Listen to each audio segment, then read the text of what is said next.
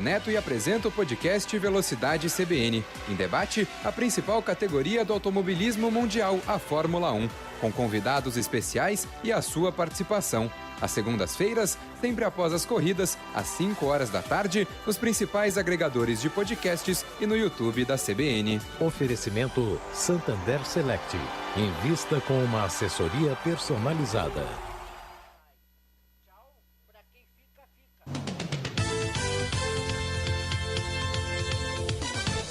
Esta última meia hora do Jornal da CBN teve o oferecimento de Native, seu primeiro Allianz no Bessa. Suas frituras mais crocantes e as suas comidas mais gostosas e apaixonantes. O óleo de soja Genilza pode fazer receitas de dar água na boca, uma variedade de sabores. Genilza e sua cozinha, uma parceria de sucesso.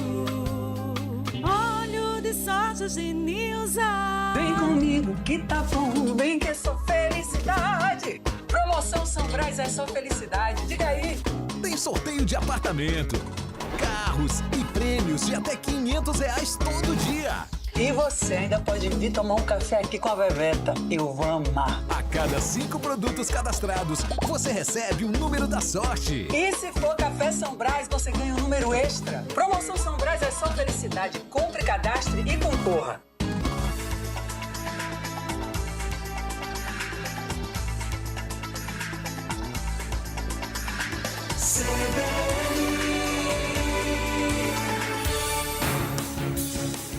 Rádio CBN, ZYC 980, FM 101,7 MHz, João Pessoa, Paraíba. 9h06. CBN João Pessoa. Apresentação, Caio Ismael. Olá, um ótimo dia para você. Hoje é quarta-feira. Tá vendo, Luciano Cabral? Você tava dizendo, não erre a data, eu errei o dia.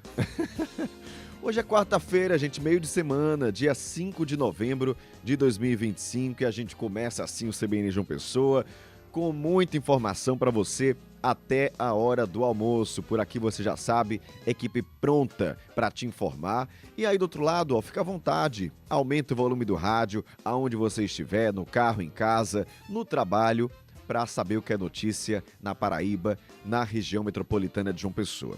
Se você já chegou por aí, faz como nossos ouvintes que já estão mandando mensagens no nosso WhatsApp 981324088. Estou esperando sua participação. Você também pode mandar mensagem no chat da transmissão ao vivo que nós temos no canal CBN Paraíba no YouTube. Tô te esperando por lá, manda sua mensagem e a gente vai seguindo por aqui com muita notícia. Eu vou começar logo com política, tá? Saber o que é que tá bombando na política, quais os assuntos de hoje com o João Paulo Medeiros, que já tá aqui comigo na bancada. João, bom dia. Oi, Caio, bom dia para você. Uma ótima quarta-feira para todos os nossos ouvintes. Hoje na coluna vamos falar sobre gastos com festividades. Uma prefeitura aqui da Paraíba entrou na mira do Ministério Público por ter investido R$1.200.000 numa festa de padroeira, enquanto estava sob calamidade pública. Veja só, o município estava com um decreto vigente de calamidade pública, mas ainda assim investiu mais de R$1 milhão numa única festividade. Por isso o Ministério Público instaurou um procedimento para apurar, para verificar se houve excesso, se houve abuso nesse gasto público lá dessa cidade do sertão do estado. Daqui a pouquinho eu conto que cidade é essa. E também vamos falar, Caio, sobre as movimentações políticas para 2026. O ex-prefeito de Campina Grande, Romero Rodrigues, falou sobre esse tema. Aqui na bancada vamos conversar com o deputado Chió, do partido Rede Sustentabilidade, um partido que tem se movimentado também nos últimos dias, pensando em formar uma chapa proporcional para 2026. E a gente conversa com ele aqui no estúdio daqui a pouquinho. Valeu, João. Volta já para falar sobre política aqui na bancada da CBN. 9h09, a Sociedade Brasileira de Neurologia Infantil divulgou orientações atualizadas sobre diagnóstico e tratamento do transtorno do espectro autista. A CBN analisou o documento e eu te explico daqui a pouco o que é que muda a partir de agora. Nossa equipe acompanhou a primeira audiência do caso Ítalo Santos, onde testemunhas foram ouvidas. Trago já um resumo desse primeiro dia e tem novidades também sobre o caso do pai, que é suspeito de matar o próprio filho de 11 anos. O motorista de aplicativo que levou ele ao local do crime, foi ouvido ontem. A gente também fala sobre a emissão da nova carteira de identidade nacional. Um ouvinte nosso, ouvinte aqui da CBN, disse que está tendo dificuldade para agendar o atendimento aqui na capital. Vamos trazer o passo a passo para você. 9h10, dia de estreia aqui na CBN, coluna CBN Motor com Nick Lins. Olá pessoal, Nick Lins falando, passando aqui para lembrar que hoje, logo mais às 10h30 da manhã, temos um encontro marcado com o retorno da coluna CBN Motor. Vamos te atualizar sobre alguns lançamentos ainda previstos para este ano, falar das tendências do mercado automotivo para 2026 e esclarecer de uma vez por todas sobre o uso de celular em motocicletas, seja preso ao guidão da sua moto ou fixada no capacete. O que mudou? É permitido ou não? Tudo isso logo mais no CBN Motor. Espero por você. Quarta-feira é dia também de cuidar da saúde com a nutricionista Érica Nóbrega. E o tema de hoje, mais uma vez, é a sugestão de nossa ouvinte Amarides Dias. Imagina que você fez aí seus exames e você está pré-diabético. Será que a nutrição pode mudar isso e você não se tornar um diabético? É sobre isso que nós vamos falar hoje na nossa coluna Nutrição e Saúde. Espero você! Falamos também sobre economia com Guilherme Bahia. Estamos vivendo o pior momento com relação à inadimplência e endividamento das famílias no Brasil. Os números são da Confederação Nacional do Comércio, numa pesquisa realizada mensalmente e com longa série histórica. Esse pior momento traz muitas consequências, principalmente porque estamos às vésperas do Natal. Bom, como lidar com isso, efeitos na economia e, principalmente, qual é o papel da família e qual é o papel do governo numa situação dessas, vai ser o meu comentário de daqui a pouco no CBN Economia, comigo, Guilherme Bahia. Agora são 9h11. Trânsito.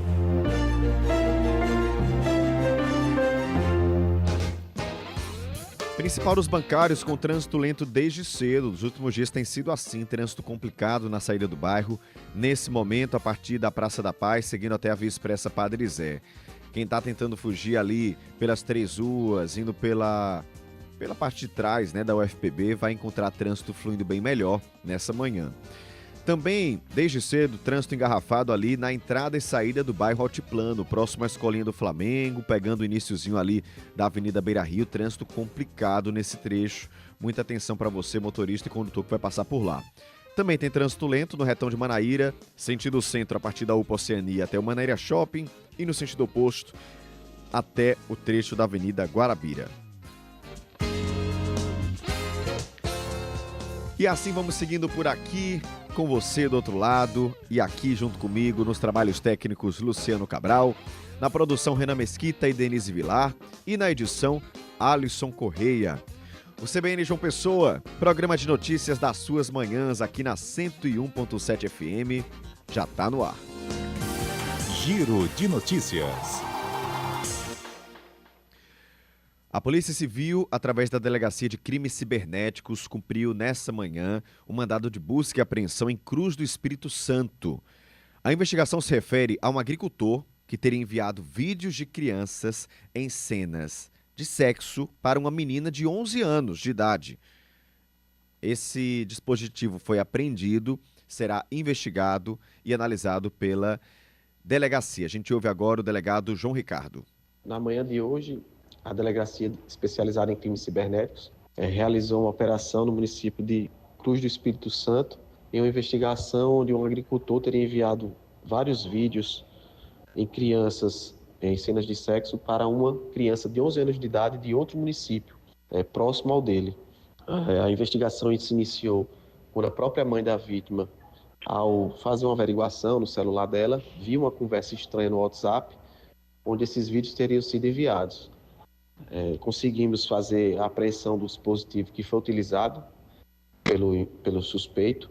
E agora vamos fazer análise, extração e análise, para a gente ver se já houve conversas anteriores entre ele e a vítima, se também houve conversas com outras crianças, com outros adolescentes, onde ele adquiria esses vídeos, se ele comprava, se ele participava de grupos, enfim, saber toda a extensão de crimes que podem estar interligados através dessa conversa do envio de um homem de 41 anos de idade, enviando vídeos desse teor para uma criança de 11 anos de idade. E 2 operações contra o crime organizado estão acontecendo agora pela manhã pela Polícia Civil. Mandados estão sendo cumpridos aqui no estado, no Rio Grande do Norte e no Rio de Janeiro. Quem tem as informações é Ademar Trigueiro. Olá, Caio. Muito bom dia a você e a todos. As operações Libertas e Leviatã estão cumprindo na manhã desta quarta-feira 31 mandados de busca e apreensão e 30 de prisão em 8 cidades da Paraíba, entre elas Campina Grande, Queimada, Juazeirinho e Picuí, além de cidades do Rio Grande do Norte e também do Rio de Janeiro. São 2 operações distintas, mas que acontecem simultaneamente porque um dos alvos é comum às 2 investigações. Este homem seria apontado como líder de uma organização criminosa que atua no interior do estado, principalmente nas cidades de Cubati e São Vicente do Seridó. Ele é suspeito de participação em diversos crimes, incluindo homicídios na região. Dentre os 30 alvos, 12 já estavam presos, mas continuavam exercendo influência na facção criminosa de dentro do presídio. Dos alvos do estado do Rio Grande do Norte, 2 homens seriam fornecedores de armas para o crime organizado aqui na Paraíba.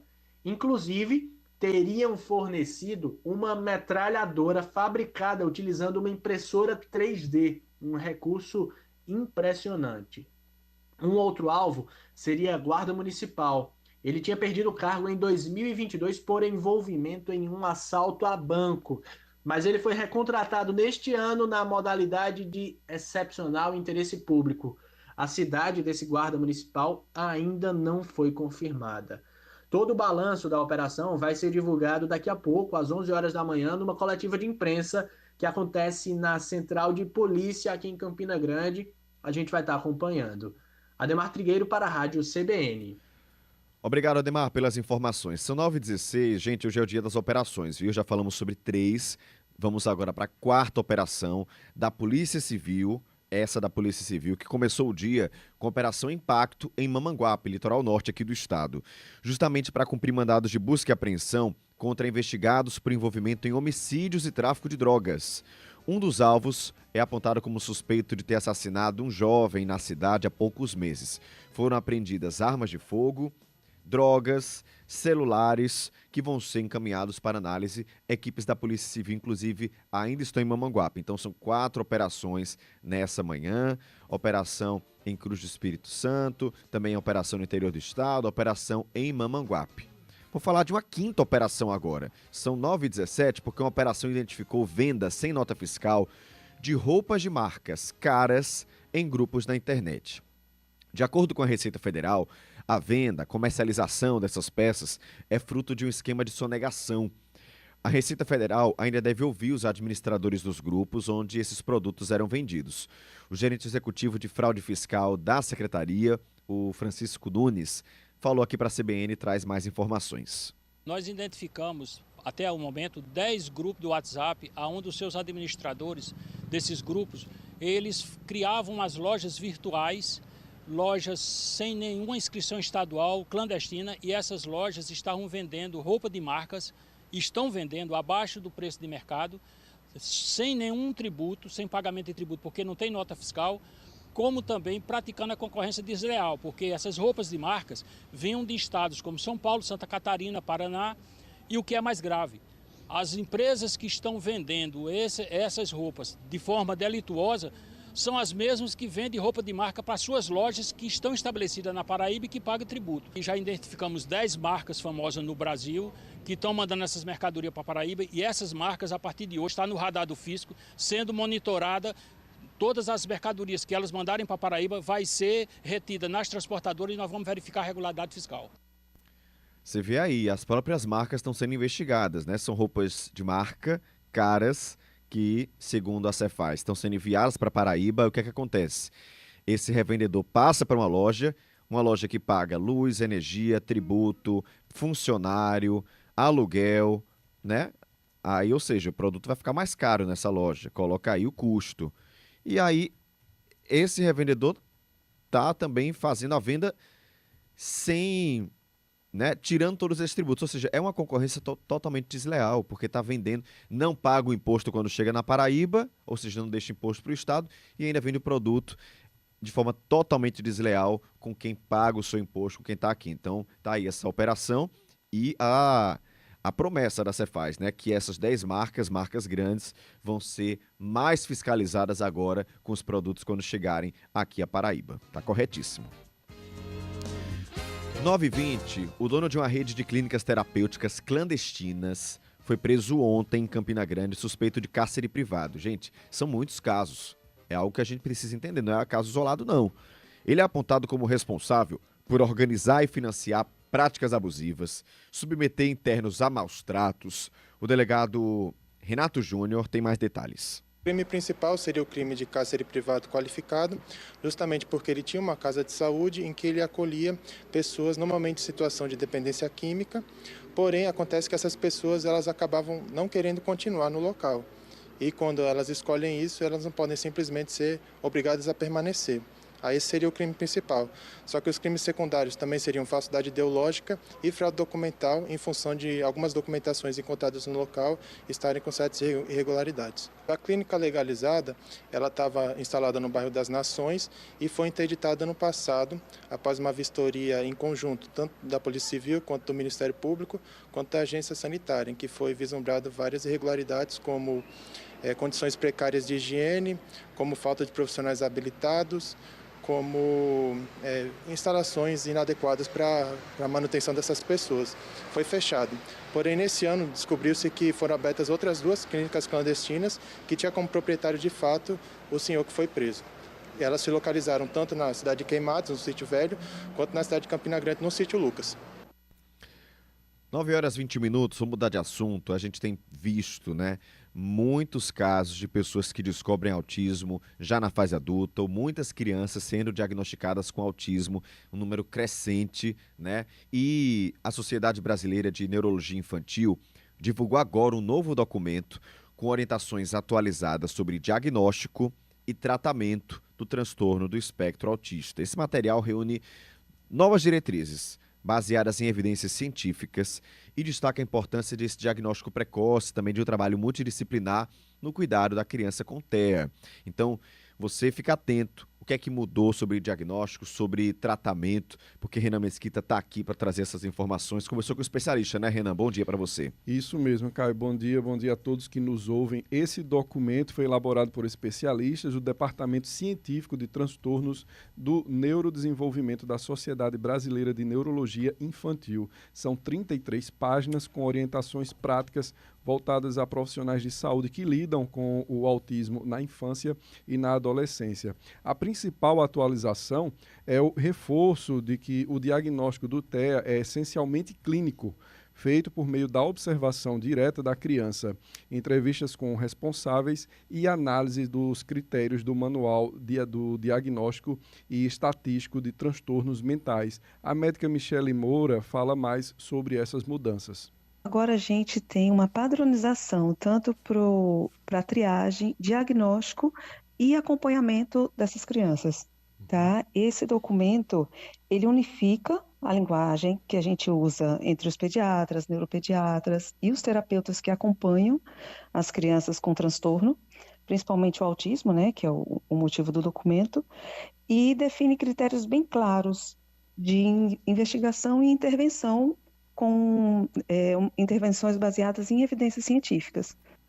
Essas diretrizes, Caio, também chamam a atenção para o risco de confundir comportamentos relacionados ao uso excessivo de telas com sinais do autismo. O documento orienta que pais e profissionais observem marcos importantes no desenvolvimento, como contato visual, resposta ao nome e interação social, especialmente nos primeiros anos de vida. A doutora Michele falou sobre isso. Uma coisa que esse documento reforça, ele é um diagnóstico basicamente clínico. Não existe nenhum exame complementar, ou de sangue ou de imagem, diga é ou não é. Então, é basicamente clínico, né, observacional. Algumas coisas são bem importantes os pais estarem observando. Então, um atraso na fala, uma dificuldade de contato visual, uma ausência ou uma dificuldade de apontar os objetos, não atender pelo nome. Tem alguns sinais que são muito sutis, mas que os pais que estão no dia a dia com a criança podem perceber. E o pediatra, como é o profissional mais próximo à família, que acompanha a criança mais de perto, né? Mensalmente nos primeiros 6 meses e depois mais intensivo, ele também é capaz de perceber alguns desvios de normalidade do desenvolvimento. Entre as recomendações para o tratamento, a Sociedade Brasileira de Neurologia Infantil reforça o papel das terapias de comprovação científica, como as intervenções comportamentais e de estimulação precoce. O cuidado multidisciplinar com pediatras, psicólogos, fonoaudiólogos e terapeutas ocupacionais é apontado como essencial para favorecer o desenvolvimento e a autonomia das crianças. A desinformação, Caio, e o preconceito não podem ser barreiras para o tratamento do TEA. O autismo não é uma doença, é um transtorno, né? A gente às vezes tem dificuldade de entender essa diferença, mas é um transtorno porque o cérebro processa as informações de uma forma diferente. É isso, Caio. Esse novo documento serve para padronizar o atendimento e garantir que o diagnóstico e o tratamento do autismo sejam feitos de forma ética, segura e baseada em evidências, principalmente. As diretrizes completas estão disponíveis no site da Sociedade Brasileira de Neurologia Infantil. Eu conversei com a doutora Michele e ela falou também que os pais não devem se preocupar muito com essa questão do manual. Muitos pais vão recorrer ao Dr. Google, como a gente chama, né? Vão para a internet lá. O ideal é que procure um profissional. É claro que os pais vão ser orientados a observar a criança, se ela tem algum sinal para que ela vá até um profissional, que o primeiro contato sempre é através do pediatra, ele que vai poder detectar aí o espectro autista, em qual nível aquela criança vai estar e indicar o melhor tratamento.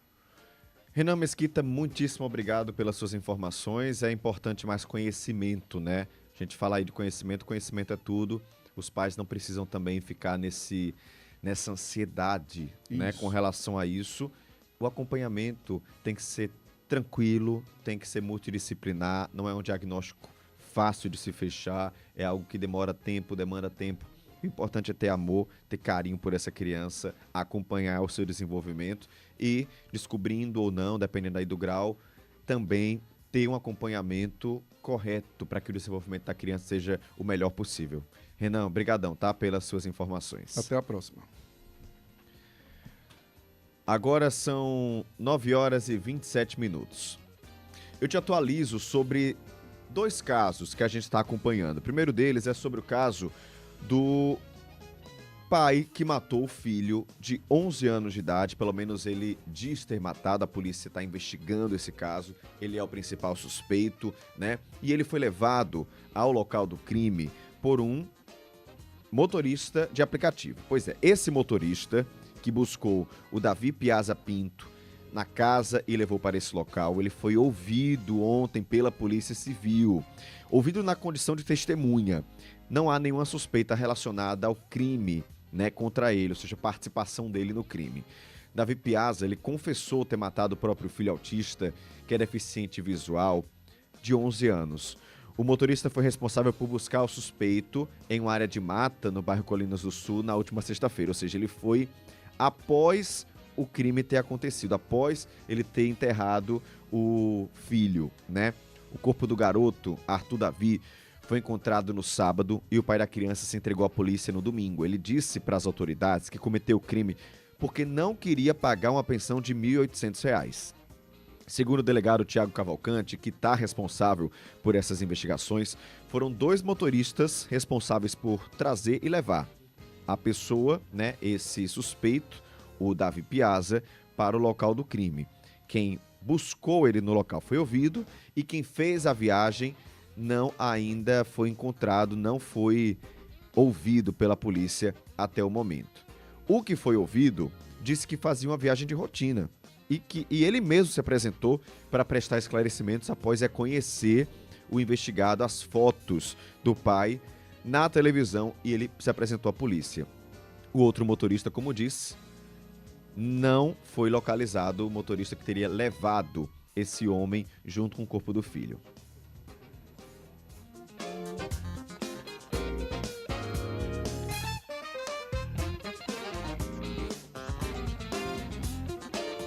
São 9h29, a gente fala agora sobre a emissão da carteira de identidade nacional, porque um ouvinte aqui da CBN disse que está tendo dificuldade para agendar o atendimento aqui na capital. Então, para tirar dúvidas, eu converso com o gerente do Núcleo de Identificação Civil e Criminal do IPC, que é o Acídio Pereira Furtado. Acídio, seja bem-vindo, bom dia.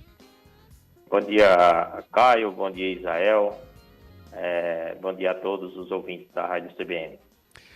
Acídio, qual o panorama atual da carteira nacional, nova carteira? Quantos documentos já foram emitidos desde o início desse serviço? Olha, o nosso serviço de emissão de carteira de identidade nacional, ele iniciou no dia 14 de dezembro de 2023, e dessa data até a presente data, nós estamos nos aproximando de 1 milhão de carteiras de identidade nacional emitidas aqui no Estado. Em todo o Estado, estou falando do Estado inteiro, né? Então, nós estamos hoje com a emissão mensal na média de 60 mil documentos aqui no Estado. Nesses últimos 4 meses, nossa média está sendo essa. Aqui em João Pessoa, nós temos 6 casas da cidadania atendendo, mais o programa Cidadão, lá que funciona hoje no Espaço Cultural, e mais 5 convênios que nós temos com 5 cartórios de pessoas naturais, que aí é o 6º cartório, o 7º cartório, o 10º cartório, o 12º e o 13º cartório. São esses 5 cartórios que estão credenciados para fazer o atendimento de emissão de identidade. Aqui em João Pessoa, nós temos o agendamento eletrônico através do Portal da Cidadania, e aí eu deixo bem claro, nós estamos com uma sobrecarga sim no sistema, até porque as instituições do governo federal, em relação à BPC, em relação a pessoas que recebem benefício, estão exigindo essa carteira nova de identidade.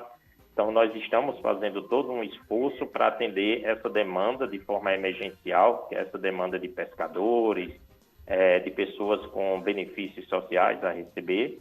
E nós estamos procurando ampliar já nossos postos de atendimento. Ultimamente já instalamos um na cidade de Bahia, faz poucos dias, em convênio com a Prefeitura. Estamos em processo para ampliar em outras cidades aqui na região metropolitana, para que a gente possa desafogar os postos aqui da capital.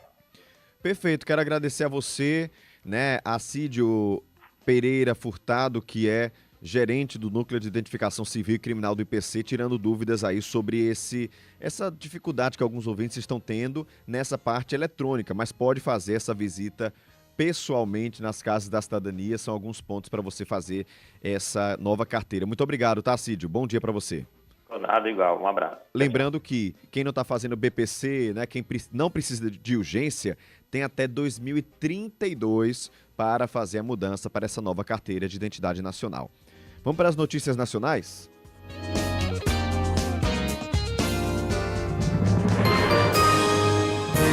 Repórter CBN.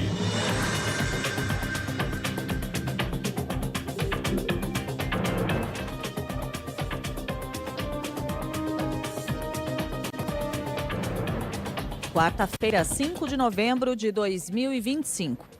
O governo do Rio de Janeiro estima que mais de 200 suspeitos de fazer parte do Comando Vermelho conseguiram fugir da operação de terça-feira da semana passada nos complexos da Penha e do Alemão, na zona norte da capital fluminense. O cálculo foi feito pela CBN e é baseado nas informações enviadas pelo governador Cláudio Castro ao Supremo Tribunal Federal. A reportagem teve acesso à íntegra do relatório. Segundo o texto, cerca de 500 criminosos participaram dos confrontos com as forças de segurança. 117 morreram, 99 foram presos e 10 adolescentes apreendidos. A Câmara aprovou o texto base do projeto que regulamenta o serviço de streaming. O texto obriga as plataformas a oferecer, no mínimo, 10% de conteúdo nacional e estabelece o pagamento de contribuição para o desenvolvimento da indústria cinematográfica brasileira. O rompimento da barragem do Fundão em Mariana completa 10 anos hoje. Em documento enviado à Justiça da Inglaterra, a mineradora BHP reconheceu que a região ainda sofre com a contaminação do Rio Doce e o aumento de casos de transtornos mentais, de acordo com o jornal O Globo. A empresa é sócia da Vale na Samarco, responsável pela barragem. O processo, que corre em Londres, pode resultar em indenizações superiores a 250 bilhões de reais. 19 pessoas morreram em decorrência do rompimento, considerado o maior desastre ambiental da história do país. No horário de Brasília, 9h32.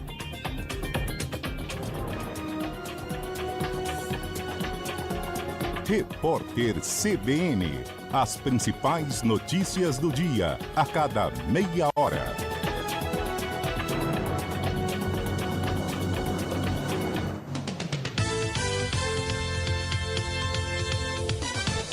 Esta próxima meia hora do CBN João Pessoa tem o oferecimento de Faculdades Nova Esperança. Ensino com excelência. Compromisso com você.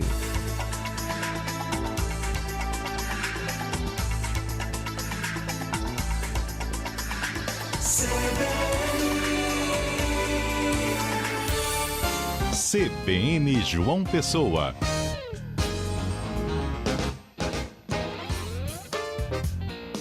Nove horas e 35 minutos. Antes de falar de política, tem informação que acaba de chegar aqui na bancada. Informação sobre o tombamento de um tremião na BR-101, agora há pouco. O veículo estava carregado de terra, tombou na rodovia sentido Goiânia, João Pessoa, pouco antes ali da entrada de Alhandra, tá? Segundo a PRF, o motorista teve ferimentos leves, a pista está parcialmente interditada até a conclusão total da limpeza. Lembrando que também tem a questão da retirada do veículo, demora muito, ainda mais sendo um treminhão. A PRF informou que o condutor do caminhão foi preso em razão do cumprimento de 2 mandados de prisão em aberto contra ele, tá? Então, tá aí, são 2 informações diferentes relacionadas ao mesmo fato, o acidente, né? Aconteceu esse acidente ali próximo da entrada de Alhandra. Quem está vindo de Pernambuco para cá vai encontrar esse trânsito um pouco mais lento nesse trecho, e o motorista, que teve ferimentos leves, foi preso porque havia 2 mandados de prisão em aberto contra ele. A gente continua atualizando sempre tudo em tempo real aqui para você durante toda a manhã na CBN. Agora 9h36. Política.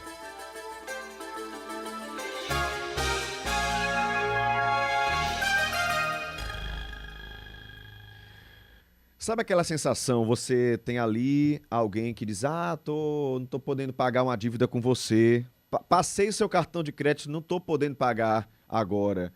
Mas aí quando você vê a pessoa posta uma foto viajando numa festa, já aconteceu? Acontece com frequência, já vi casos assim, né? A pessoa diz, não posso pagar aquela dívida, mas vive em festa, vive viajando. É mais ou menos o paralelo que eu vou fazer com algumas prefeituras aqui da Paraíba que vivem com o pires na mão, que botam ali, estão em estado de calamidade, é muita seca, é muito problema, falta dinheiro, mas chega a festa e faz uma festividade ou da padroeira, ou de emancipação, ou de São João, milionária. Perfeito, cara. Não é perfeito. isso, João Paulo Medeiros? Bom dia para você, porque esse é o nosso assunto, né? Gasto com festividades, porque tem aí um caso específico que está chamando muita atenção. Caio, bom dia para você e para nossos ouvintes mais uma vez. Perfeita comparação, Caio, porque de fato nós temos alguns municípios aqui da Paraíba que estão em situação de emergência, estão sob decreto de calamidade pública, muitas vezes por conta da estiagem, por conta da falta de chuvas, mas que desembolsam milhões de reais para a realização de festividades. Um exemplo desses é a cidade de Santana dos Garrotes, que fica lá no sertão do estado, na região do Piancó. Lá em Santana dos Garrotes, o Ministério Público instaurou o inquérito civil para apurar o fato da prefeitura ter gastado R$1.200.000 com uma festa da padroeira, enquanto está numa situação de calamidade pública, por conta da estiagem. Esse inquérito ainda está em andamento, evidentemente, não há uma conclusão a respeito desse assunto, mas, de fato, é uma situação que chama muita atenção e nos faz lembrar sempre daquelas recomendações que são sempre colocadas pelo Tribunal de Contas do Estado, pelo próprio Ministério Público e por outros órgãos também de fiscalização, com relação à pertinência desses gastos. Né? Ninguém discute o fim das festividades, sejam elas festas juninas, festas populares, festa de padroeira, emancipação política. Em muitos municípios, isso é muito tradicional e precisa ser mantido de fato, né? Porque faz parte da tradição, faz parte da cultura e faz parte também, serve como um impulso a mais para a economia dessas cidades, dessas populações. Só que o fato e os questionamentos, eles giram em torno da pertinência, da necessidade dessas cidades e até das possibilidades mesmo financeiras que elas têm de investir em tantos recursos para a contratação de bandas durante esses festejos, estando em situação de vulnerabilidade, estando em situação de calamidade pública, como é o caso de Santana dos Garrotes. 1 milhão, Caio, e 200 mil reais investidos nessa festividade da padroeira. O município, ao ser questionado pelo Ministério Público, tentou justificar esses gastos, informou que o decreto de calamidade pública era direcionado apenas à zona rural do município e não à totalidade da área ali do município. Agora, é um argumento que não se sustenta, né? Não tem como você desvencilhar uma coisa da outra. Ora, se o município está em calamidade pública por conta da estiagem na zona rural, é evidentemente que a prioridade número 1 do gestor que está lá ocupando a cadeira de prefeito precisa ser o direcionamento de recursos para ações que possam amenizar essa situação. E não você investir, gastar 1 milhão e 200 mil reais em 2 ou 3 dias numa festa de padroeira. Bem, esse é o cenário de Santana dos Garrotes, mas infelizmente não é o único, não é um caso raro aqui na Paraíba, né? Um último levantamento do Tribunal de Contas do Estado, por exemplo, mostrou que os gastos com festividades dispararam este ano aqui no Estado. Cresceram 80% em comparação com o ano de 2023, chegando a mais de 130 milhões apenas com relação às festividades juninas, o que de fato preocupa muito quando a gente se depara com cidades em calamidade pública, em estado de situação de emergência, mas que os prefeitos priorizam esse tipo de investimento. Fico imaginando como esse dinheiro, né, poderia ter sido investido em mitigação mesmo da seca, né, para esses grupos. Muitas vezes falta até carro-pipa, falta água para as pessoas tomarem banho, falta água potável para a pessoa beber. Então é muito complicado você ter um município com problemas sérios de estiagem e tá fazendo uma festa milionária. Diminui a festa, gente. Faz festa, mas diminui. Contrata grupo local. É isso, e a prefeitura tem que falar. Eu sei que isso impacta, João. A gente não pode ser inocente enfim, eu sei que isso impacta também na população, porque a população quer uma festa boa, a população quer uma boa atração, a população, a gente sabe disso. E a população cobra dos prefeitos, caso não tenha. Cobra dos prefeitos caso não Isso exista, eleitoralmente é muito ruim não ter uma festa. Mas a prefeitura tem que encontrar, porque assim, o gestor ele tem que ser inteligente, ele tem que fazer uma gestão inteligente.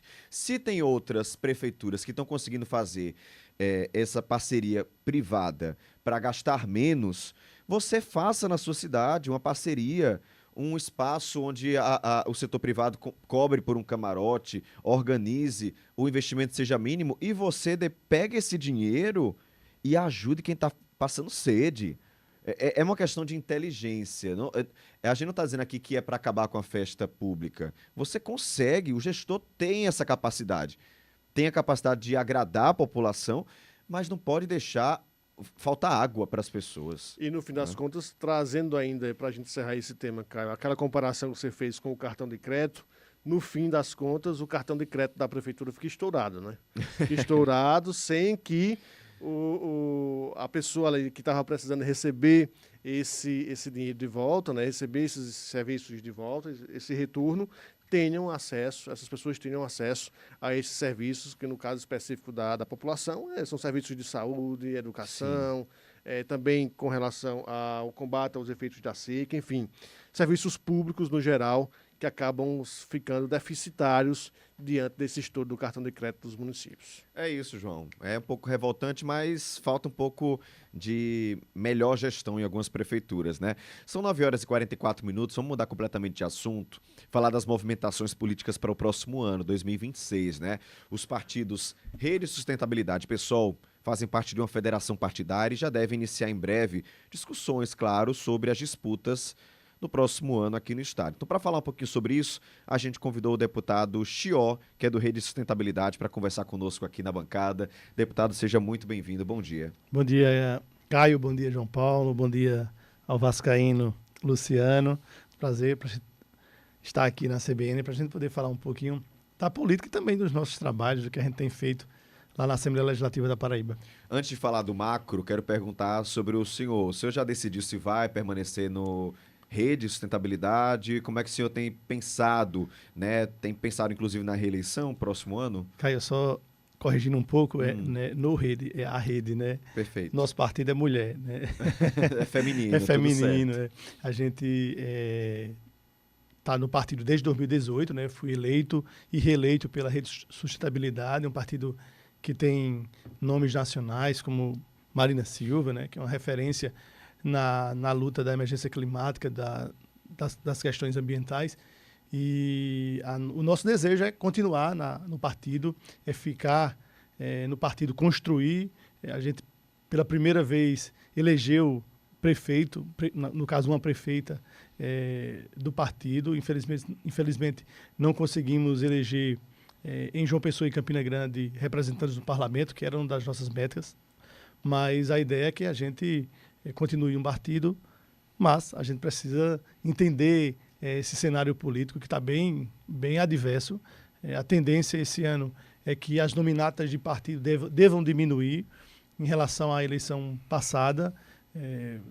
Já tem estudiosos aí da política paraibana dizendo que ficam no máximo de 6 a 7 nominatas construídas nesse pleito. E a gente está aqui para ver qual é uma melhor saída. Se continua no partido com a viabilidade que eu tive na última eleição, ou a gente vai para um outro partido de centro-esquerda que me identifique e que seja mais ou menos o perfil que eu trabalho.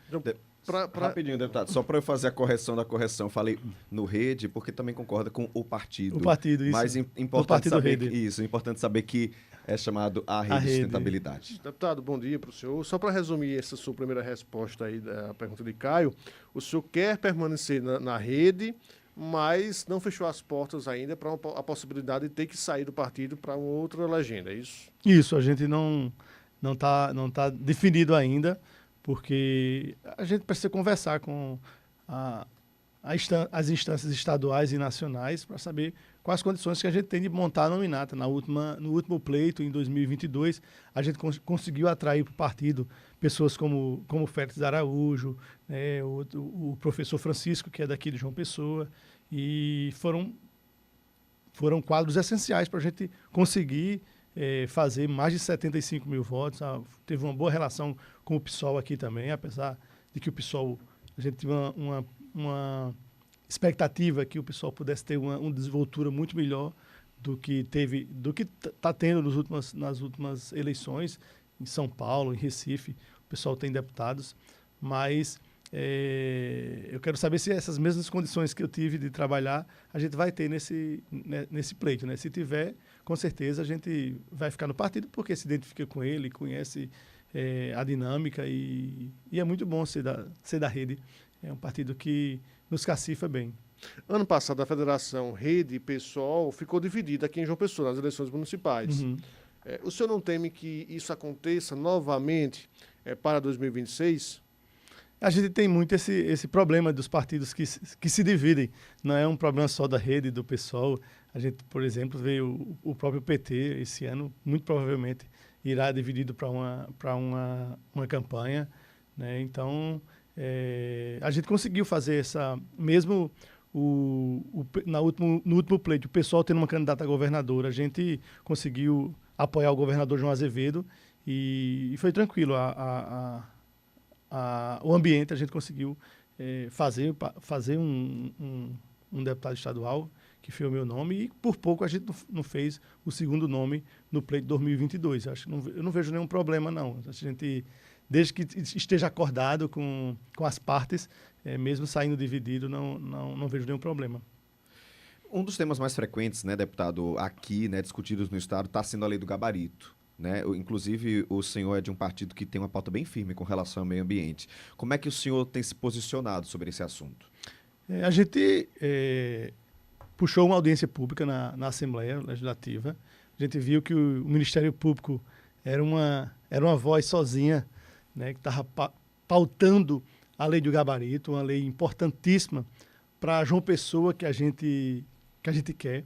João Pessoa está nesse boom de turismo, uma cidade que está, eu acho que, com certeza, uma cidade que mais recebe do que sai gente daqui.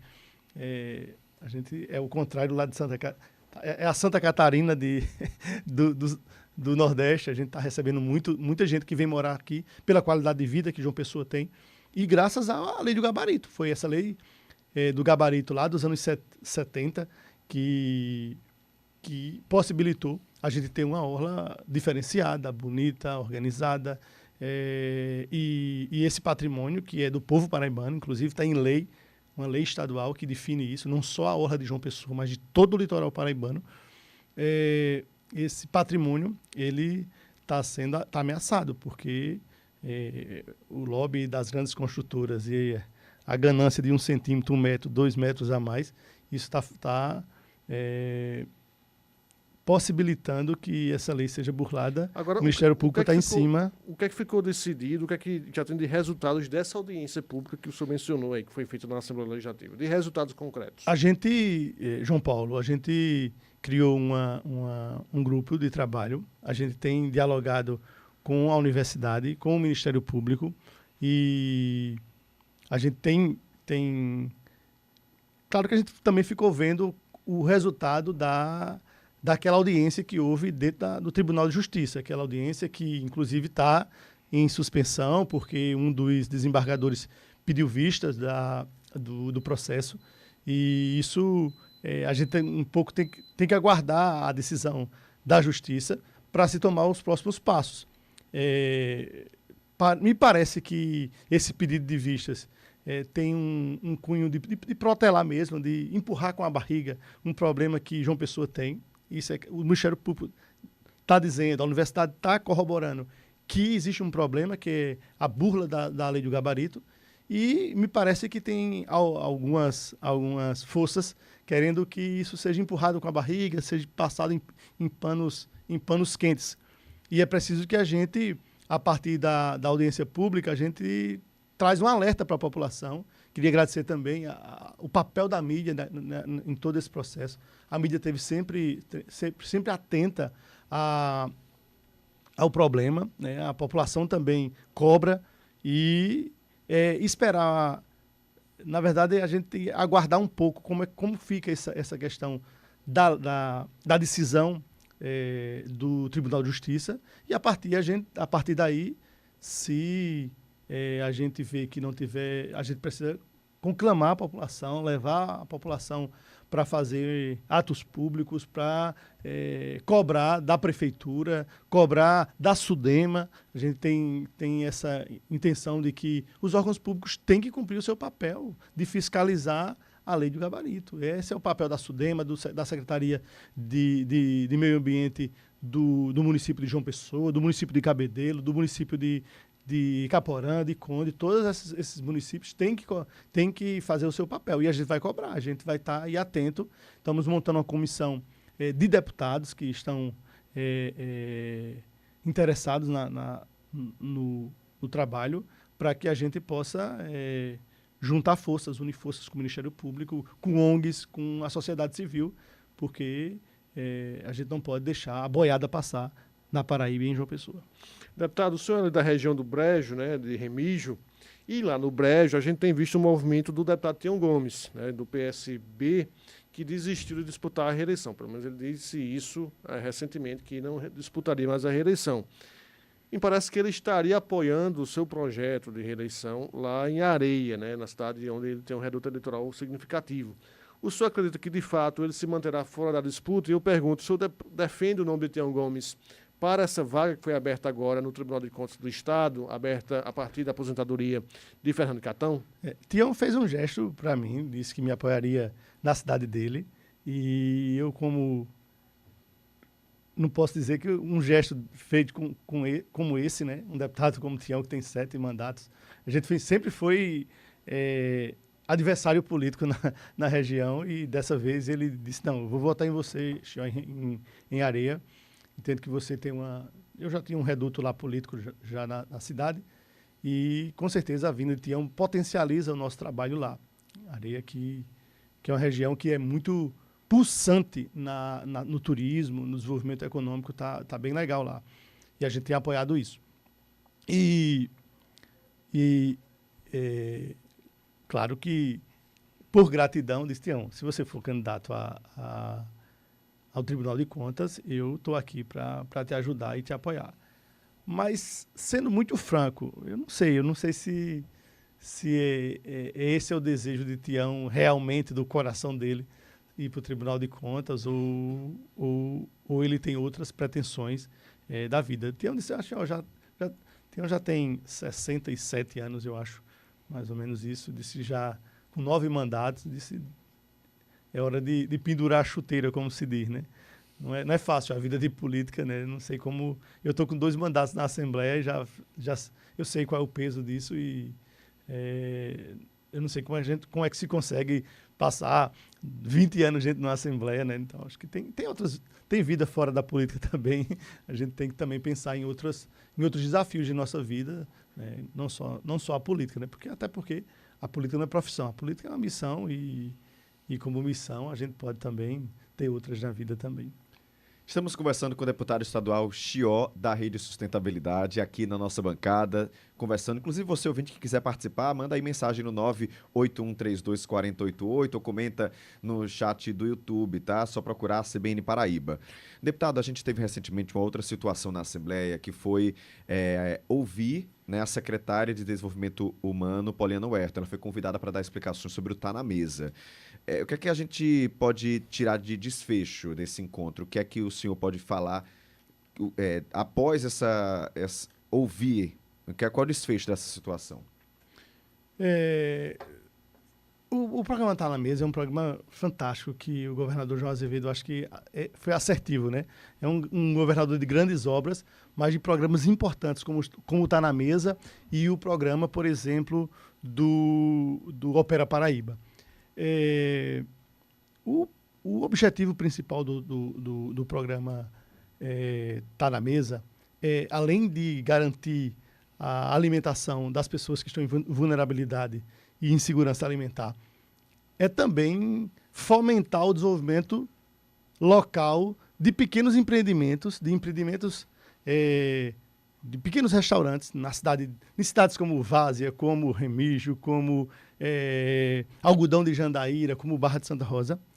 E, infelizmente, o processo licitatório que foi colocado pela Secretaria, comandada por Poliana, é um processo licitatório que exclui praticamente essas pequenas empresas e fortalece 1 ou 2 empresas que, inclusive, nem são da Paraíba. Esse é um processo. Essa semana saiu o resultado final. Qual foi o resultado? Que quem ganhou a maioria das licitações nas cidades é uma empresa do Rio Grande do Norte, né? Então, isso é muito ruim para Paraíba. A gente ter um estado, e nos municípios, principalmente do interior, João Paulo. Então, aqueles questionamentos que os deputados fizeram na audiência, durante a Assembleia Legislativa, na Assembleia Legislativa, eles não surtiram efeito. Mesmo assim, a Secretaria homologou o credenciamento com as empresas do Rio Grande do Norte. Isso, a Secretaria entende que é um processo licitatório, não tem como intervir, não tem como interferir. Eu mesmo acho o contrário, que é possível colocar alguns mecanismos dentro das licitações que proteja a mão de obra local, que proteja os empreendimentos das cidades. Que dê mais chances para quem dê mais chances, né? Isso mesmo. Eu acho que os critérios que foram colocados dão mais chances a empresas de fora. Então, a gente precisa muito, principalmente no interior, onde é necessário a criação de empregos formais e de geração de emprego e renda, de ativar a agricultura familiar, porque um restaurante pode comprar verduras, carnes, ovos. Então, a gente possibilita isso do que a gente fortalecer empresas que vêm de fora. Eu acho que foi um movimento que, sinceramente, não foi bom para a Paraíba e espero que de alguma forma, pelo menos essas empresas que vêm de fora, que já estão homologadas, possam contratar mão de obra local. A gente pode também, uma coisa que eu acho que é importantíssimo, assim como é a lei da merenda escolar, que é o PENAE, da alimentação escolar, que 30% da alimentação da merenda escolar vem da agricultura familiar. A gente podia fortalecer que também parte, ou no mínimo metade dos alimentos que são fornecidos dentro do programa Tá na Mesa possam vir da agricultura familiar. Então, são mecanismos que a gente está para ver se, digamos assim, diminui o prejuízo para a economia dessas pequenas cidades. Deputado, um outro tema que também sempre é recorrente lá na Assembleia é a CPI do Padre Zé. Né? Vez por outra, a oposição tenta instalar essa CPI. Eu pergunto, por que o senhor não assinou o requerimento para a instalação da CPI do Padre Zé? Eu não assinei porque, assim, existia existe um processo do Ministério Público instalado, né? Uma CPI é colocada quando não tem uma instância de outros órgãos que estão investigando, né? Então, a gente tinha em curso uma investigação do Ministério Público, acho que do GAECO também estava envolvido, né? Então, Então, não tinha sentido a gente criar somente uma CPI só para a gente dialogar sobre coisas que a polícia, que o Ministério Público já estava trabalhando e fazendo, né? Então, eu entendo que a gente pode abrir CPI quando não tem outras organizações cuidando. Agora, claro que a gente carece de muito mais informações desse processo lá do Padre Zé, né? É importante demais que a gente saiba como... Às vezes as coisas acontecem na Paraíba, né? Todo mundo fala sobre aquilo naquele momento e você traz agora à tona essa questão do Padre Zé que ninguém falou mais, que ninguém discutiu mais. A CPI não serviria para isso também? Agora sim. Agora talvez... Então, o senhor está disposto a assinar? Talvez nesse momento sim, não sei. Eu tenho que entender como é que... Ouvi, inclusive, os órgãos que investigaram a CPI para ter... E aí, tem alguma resposta? Para onde está esse processo? Para a gente poder, e aí, fazer o nosso papel. A gente recebe muita mensagem aqui, deputado, de ouvintes falando, e o Padre Zé, e Padre Egídio? Eu acho que a população quer realmente saber, né? Até cobrar da Justiça uma celeridade com relação a isso, a Assembleia poderia ajudar de alguma forma, mas, claro, eu acho que uma discussão que precisa começar lá também. Queria agradecer, deputado, por ter vindo aqui conversar conosco, com os ouvintes, espaço sempre aberto na CBN. Então, eu que agradeço a vocês aqui da CBN, poder estar dialogando, falando do nosso trabalho,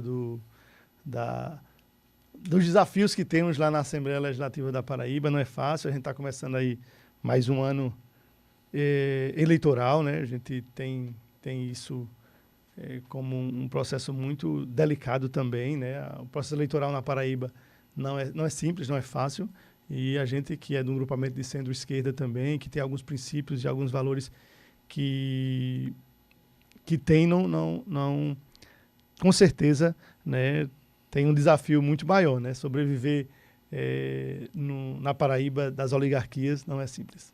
Muito obrigado, um ótimo dia para o senhor. Agora são 10h02, repórter CBN com notícias nacionais, eu volto já. Repórter CBN.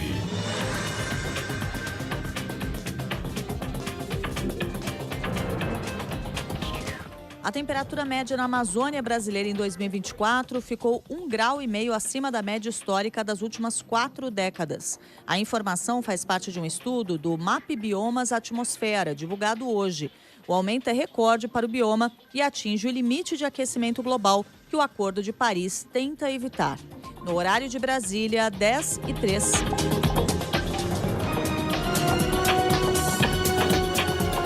Repórter CBN. As principais notícias do dia, a cada meia hora.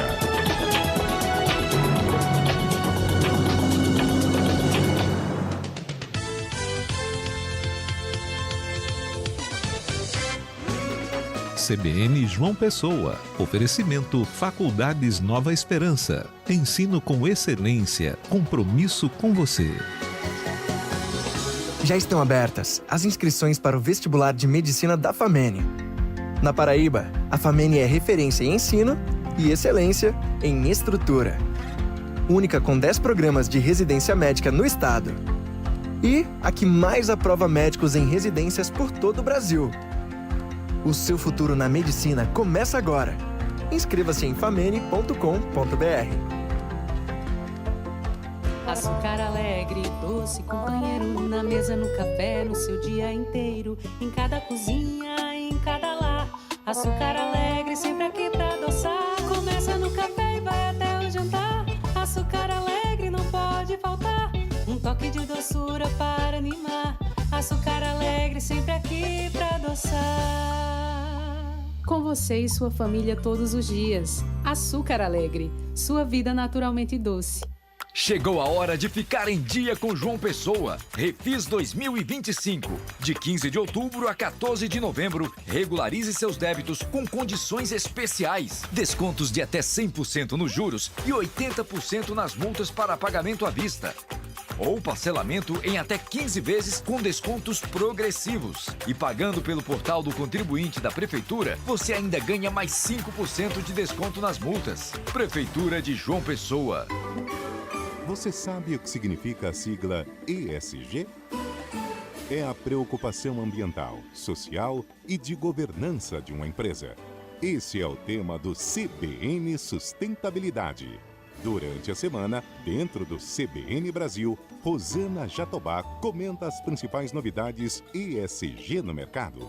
Já aos finais de semana, a jornalista entrevista um especialista no tema. O conteúdo vira podcast e pode ser ouvido na sua plataforma preferida. CBN Sustentabilidade, com Rosana Jatobá. Na programação, no site ou no aplicativo da CBN.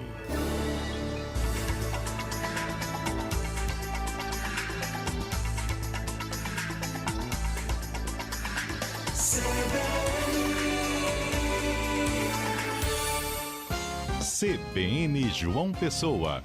Apresentação Caio Ismael.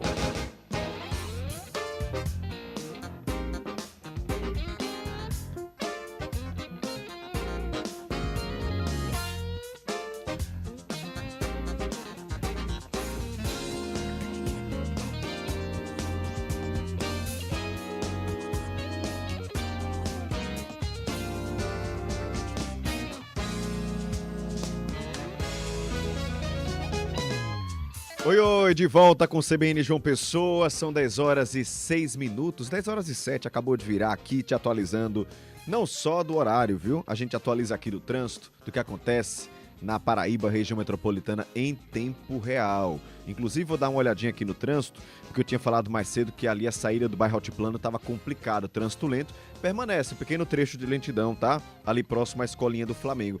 Luciano Cabral não gosta muito não, né, Luciano, quando eu falar aí de escolinha do Flamengo, mas é isso, vascaíno, né? Tá aqui com o coletezinho do Vasco, faz parte. Fora isso, ó, trânsito tranquilo. Quero te lembrar de um acidente que aconteceu, né? Eu trouxe para você agora há pouco. Um acidente que aconteceu ali próximo à entrada de Alhandra, na BR-101. Quem tá vindo de Pernambuco para João Pessoa. Um tremião que tombou, tá? Com uma grande carga lá de material, de areia. Claro, uma parte da pista está interditada, não tem grande trânsito por lá porque também não é um trecho de muito movimento, mas você que está vindo de Pernambuco ou conhece alguém que está vindo, fala, ó, cuidado aí, entrada de Alhandra, teve um acidente, vai com calma, vai com tranquilidade. O motorista do tremião, ele sofreu ferimentos leves, mas a PRF disse que ele foi preso. Tinha 2 mandados de prisão contra ele, te atualizando sobre esse caso também. Deixar um abraço aqui antes de seguir com os assuntos, porque tem informação de uma barreira que está sendo construída no Bessa. Vou te explicar já já com o Renan Mesquita, mas eu quero deixar um abraço para vocês ouvintes, tá? O Adrovílio, o Borba, quem mais? João Santos no bairro da Torre, nossa querida Irene também chegando, desejando bom dia aqui para todo mundo, dizendo bom dia equipe, vamos lá, vamos embora.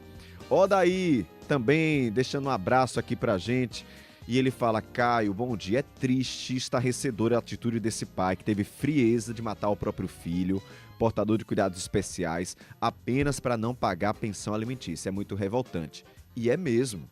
A gente fica aqui estarrecido em ter que dar essa notícia.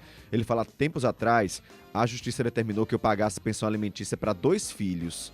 Inicialmente, com 3 anos retroativos. Passei quase 20 anos pagando. Dói no bolso. Mas é um direito constitucional de toda e qualquer criança, independente de ser especial ou não, que a justiça seja feita. E é isso daí. Teve filho, tem que pagar, tem que sustentar. Não quer pagar, faça como Caio Ismael, não tenha filho, não quer ter gasto com filho. Estou usando isso aqui como exemplo, né? Você não quer ter filho, não quer ter gasto, não tenha filho. Mas tem filho, tem que arcar, é lei. Entendeu? Vamos ser, né, responsáveis. João Santos, no bairro da Torre também. A Eliana deixou aqui, ó, um bom dia pra todo mundo. Mandou uns vídeos cantando no karaokê. Ela tá com toda, viu, Eliana? Um abraço. Rei Chacon também participando, dizendo bom dia. Isso vai acontecer no município de Sapé, pois é o ano do centenário. Ele tá falando dos gastos públicos, né? Ele fala: gastar com festas e tirando gratificações dos servidores que trazem o povo para João Pessoa para fazer hemodiálise, fora os outros servidores. Ele está fazendo uma denúncia aqui, né? Dizendo, ó, estão tirando a gratificação dos servidores que trazem pessoa para fazer diálise aqui em João Pessoa, mas vão fazer uma super festa do centenário. Pedro Silva também chegando por aqui falando sobre a lei do gabarito. Para mim, o maior culpado é a prefeitura, que não fiscaliza nada. Obrigado, tá, Pedro? Matheus Gadelha também dizendo que ama o programa. Muito obrigado, Matheus, lá do bairro dos Ipês.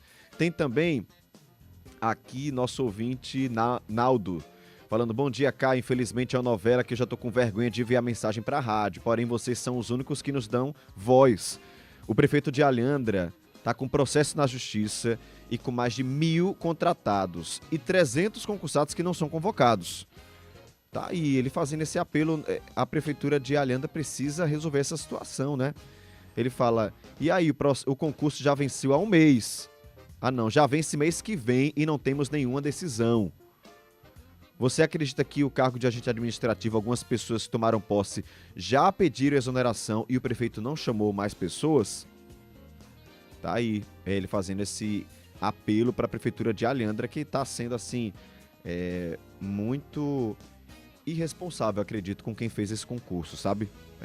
São muitas pessoas passando por essa situação. Mais um ouvinte participando. Vê aqui se eu encontro o nome dele. O Tony. Não é isso? Deixa eu ver se eu acho aqui. Não tô achando o nome. Então vou seguir aqui. Já já eu falo com esse ouvinte que tá participando. Mas eu acho que é o Tony sim. Ele fala: bom dia, Caio, a todos. Eu peço quem é Lu, vem aqui dar uma limpada no meio-fio da principal de Jardim Veneza e Vieira Diniz, que os matos estão cobrindo. Tá aqui ele fazendo também um apelo para a CEMOB, para dar uma passada na principal da Vieira Diniz, porque tem muita coisa séria. Carro em cima de calçada, moto em alta velocidade. Tá aí, muito obrigado pela sua participação, tá? Miguel Gomes de Mangabeira também chegando por aqui, pedindo para mandar um abraço para o pessoal da Feira de Jaguaribe. Feira de quarta-feira, um abraço para você, feirante, consumidor, cliente que vai na feira de quarta-feira, super tradicional aqui em João Pessoa. E um abraço para o Sivaldo também. Bem, gente, são 10 horas e 12 minutos, eu tenho um assunto muito importante para tratar com vocês, então vamos seguindo aqui com notícia. Giro de notícias.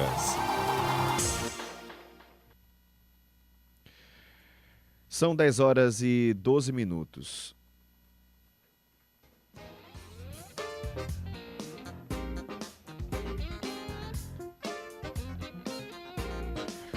Uma obra emergencial para conter erosão costeira está sendo executada em um trecho de 600 metros na orla do bairro do Bessa, aqui em João Pessoa. Você sabia?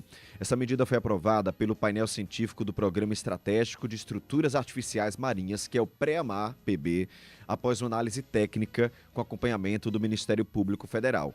É uma barreira que está sendo construída na orla do bairro do Bessa para conter o avanço do mar. Quem explica para a gente é Renan Mesquita. Renan, bom dia. Bom dia, Caio. Bom dia a todos mais uma vez. Isso, Caio. O projeto apresentado pela Secretaria Municipal de Planejamento prevê a construção de uma estrutura de contenção em aço e concreto para proteger a faixa litorânea entre o Maceió do Bessa e o início da praia, que é uma área aí considerada de alta vulnerabilidade à erosão. A decisão pela execução emergencial foi tomada no dia 30 de outubro, durante uma reunião do Preamar PB, realizada aqui em João Pessoa. O Ministério Público Federal acompanhou as discussões e reforçou a importância de medidas baseadas em evidências científicas para garantir a segurança ambiental e a proteção da população. O Procurador da República, o João Rafael, falou sobre isso. O Ministério Público Federal articulou, o TAC, que estruturou o chamado Preamar, congrega cientistas dos mais diversos ramos do conhecimento, desde aqueles que estudam o chamado meio físico, sedimentologia, morfologia do solo, correntes marítimas, vento, o relevo embaixo do mar, etc., até profissionais que são da biologia marinha, da oceanografia, que acompanham a vida marítima, e também pessoas que estudam a realidade social, saber o que ocorre nessas faixas de praias. É isso, cara. Como falou o Procurador da República aí, o João Rafael Lima, somente o conhecimento técnico e científico de diversas áreas é capaz de orientar soluções efetivas para conter a erosão costeira aqui no nosso estado. O Preamar apresentou uma nota técnica com diagnóstico detalhado do trecho mais afetado e recomendou diretrizes complementares para a execução da obra. Entre as recomendações estão o uso de soluções sustentáveis que ajudem a restaurar o equilíbrio ambiental e a elaboração de um plano de manejo costeiro de longo prazo para toda a orla ali do Bessa. O programa também sugeriu suspender temporariamente novos empreendimentos em áreas de alta vulnerabilidade até a conclusão dos estudos em andamento, medida que foi acatada pelo Ministério Público Federal. O procurador também falou sobre isso. O Ministério Federal, na verdade, ele acompanha tudo isso desde o momento que articulou a criação do projeto. É um projeto que eu tenho dito que ele tem uma completude e uma complexidade tão grande e, infelizmente, muitas vezes até difícil comunicar para a sociedade a grandiosidade dele. Mas eu arrisco dizer que é difícil encontrar até em algum outro país a congregação de tantas áreas de conhecimento, com tantas pessoas em nível tão alto de conhecimento, dialogando, produzindo dados de altíssima qualidade com instrumentos de última geração para tratar de um problema específico que é a zona costeira e as consequências do avanço do mar, suas interrelações com o avanço de construções e estabelecimento de soluções para salvar nossas praias. O Ministério Público tem acompanhado aí de forma contínua, o trabalho do Preamar para garantir que essas decisões considerem aí esse equilíbrio entre a proteção ambiental e o uso da zona costeira. O Preamar PB é um programa científico que reúne instituições públicas e pesquisadores para desenvolver soluções técnicas para o litoral paraibano. O MPF integra comitês de acompanhamento contínuo para o monitoramento de áreas críticas e o fortalecimento das políticas da gestão costeira, Caio? A gente espera aí que haja sempre o diálogo da sociedade civil, Ministério Público, gestores de prefeituras, que busquem a melhor forma de conter essa erosão, esse avanço do mar, mas também que fique bom para todas as pessoas, tanto para a população que precisa da praia ali, como um lazer, um espaço público, como também para as pessoas que têm as suas casas particulares, os seus terrenos ali. Acho que tem que haver sempre esse diálogo e prevalecer o bom senso. Sobre isso, Renan, é importante falar que o governo do estado está capitaneando e pensando essas intervenções, mas me parece que não há um consenso, porque qualquer coisa que for feita, qualquer intervenção que for feita, vai causar um impacto ambiental. Então tem que se pensar qual a melhor intervenção. Aí o pessoal pode falar, tem que alargar a faixa de areia, mas se não tiver algo de contenção, a areia vai embora igual, Se não tiver as barreiras, se não tiver os gabiões, enfim, tem que se pensar tudo isso. Nesse caso em específico, é uma ação emergencial, pelo que estamos vendo, que vai ali do Maceió, do Bessa, seja ali logo depois do antigo Clube dos Médicos. Quer dizer, ainda é Clube dos Médicos ali, só que é do outro lado. Então, logo depois tem o Maceió, naquela área ali, até o início do calçadão, que começa logo depois, que é aquele calçadão do Bessa, que foi feito onde tinha, né, depois da reforma do Bessa, todo aquele trecho ali, o mar, quando enche, estava batendo no muro dos prédios, né, derrubando o muro de prédio, de casa. Então, nesse caso, algo emergencial tem que ser feito para preservar, inclusive, a propriedade dessas pessoas. Bem lembrado, Caio. É uma obra emergencial e, conversando com o procurador João Rafael, ele explicou que nenhuma possibilidade foi descartada, inclusive o processo de engorda. Ele disse que se os especialistas acharem que é melhor para aquela área, que é possível fazer a engorda de algum trecho de praia ali, ele disse que o Ministério Público não tem nada contra, desde que hajam os estudos necessários. Obrigado, Renan, pelas suas informações. São 10 horas e 19 minutos. Atenção, você morador de Santa Rita, vai faltar água amanhã, quinta-feira. Interrupção no abastecimento é para instalar um registro de setorização ou registros de setorização. Os bairros afetados são Loteamento Nice, Santa Cruz, Jardim Planalto, Eitel Santiago, Tibirium, Mutirão Moradia, Telêmaco Santiago, Nova Esperança, Parque Flaviano Ribeiro Coutinho, Paulo VI e Fernando Santiago. Os trabalhos começam às 8 da manhã, previsão de durar apenas 2 horas, vai até às 10, e o serviço, após a finalização, é que a água vai voltando gradativamente às torneiras. Em caso de dúvidas, a população pode entrar em contato com a ANE, que é a empresa responsável por esse trecho ali de Santa Rita. Anota aí o número, 0800 731 2631. 0800 731 2631. Você que mora nessa área, nessas áreas faladas, né? Economiza água, já vai se programando aí para amanhã, vai ficar sem água pelo menos pela manhã e às vezes demora um pouquinho para essa água voltar, né? 10 horas e 20 minutos, eu te atualizei agora há pouco sobre o depoimento, né, do motorista de aplicativo que pegou o pai daquele menino autista que foi assassinado, segundo a polícia, pelo próprio pai. Esse motorista que pegou ele no local do crime e levou para um outro local. Ele mesmo se apresentou à polícia, né, e trouxe aí a sua visão. Ele, inclusive, está sendo ouvido como testemunha. Não há nenhum indício de participação dele no crime. E aí eu te atualizo agora sobre um outro caso que a gente está acompanhando desde ontem. Na verdade, o caso a gente acompanha há alguns meses, mas ontem houve uma audiência de instrução do caso Ítalo Santos, ou seja, uma audiência para ouvir testemunhas, tanto de acusação quanto de defesa. E as testemunhas desse caso, tanto do Ítalo Santos quanto do marido dele, Israel Vicente, eles foram ouvidos, tá? Ouvidos ontem durante essa audiência, sessão que aconteceu no Fórum Criminal de Bahia. Uma das pessoas ouvidas foi a influenciadora digital Camilinha, de 18 anos. Ela participava dos vídeos feitos por Ítalo e pelo marido, ela foi uma testemunha de defesa. Camilinha é citada no processo como uma das vítimas do caso. O que ela falou no depoimento não foi divulgado. Apesar de não aparecer nominalmente na denúncia do Ministério Público contra Ítalo e o marido, a jovem é apontada no vídeo do influenciador Felca como um dos principais exemplos de adultização e sexualização de menores. A influenciadora foi adotada, e vou dizer se adotada entre aspas, né, por Ítalo aos 12 anos. Época em que já aparecia nos vídeos com ele, dançando, né? E quem acompanha os vídeos sabe como eram esses vídeos, não eram vídeos infantis, né? Recentemente, Camilinha fez 18 anos, mas durante a produção dos vídeos para o influenciador, ela era menor de idade, durante todo esse período, de 12 aos 18.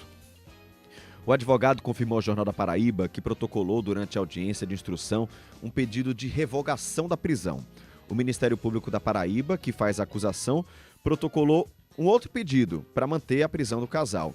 Nesse caso de Camilinha, inclusive, né, tem vídeo dela fazendo tatuagem, fazendo procedimento estético, tudo isso é apontado, né, porque foram vídeos produzidos para uma audiência. Responsável pelo caso, o juiz Antônio Rudimaci, da 2ª Vara Mista de Bahia, pediu para analisar os dois pedidos, mas não deu prazo para a decisão de aceitar ou não a liberdade dos dois. O casal está preso no presídio do Roger, que é a penitenciária Desembargador Flósculo da Nóbrega, desde que foram transferidos para Paraíba em agosto, após uma prisão em São Paulo. Agora são 10h23, eu volto a falar sobre política com o João Paulo Medeiros. Tem um assunto aqui importante para a gente falar, porque a gente tem falado muito das movimentações, né, João? O que é que você pode falar aí? Qual é o assunto que você traz pra gente nesse momento? Olha, Caio, vou trazer inicialmente um tema que temos discutido muito aqui na bancada sempre, que é a greve na Universidade Estadual da Paraíba, na UEPB. Qual é o fato novo nesse momento? É que a reitoria da universidade publicou em seu site, no site da instituição, da UEPB, uma nota com uma nova proposta para tentar colocar fim nessa paralisação que já ultrapassa os 45 dias lá na universidade, paralisação por parte dos professores.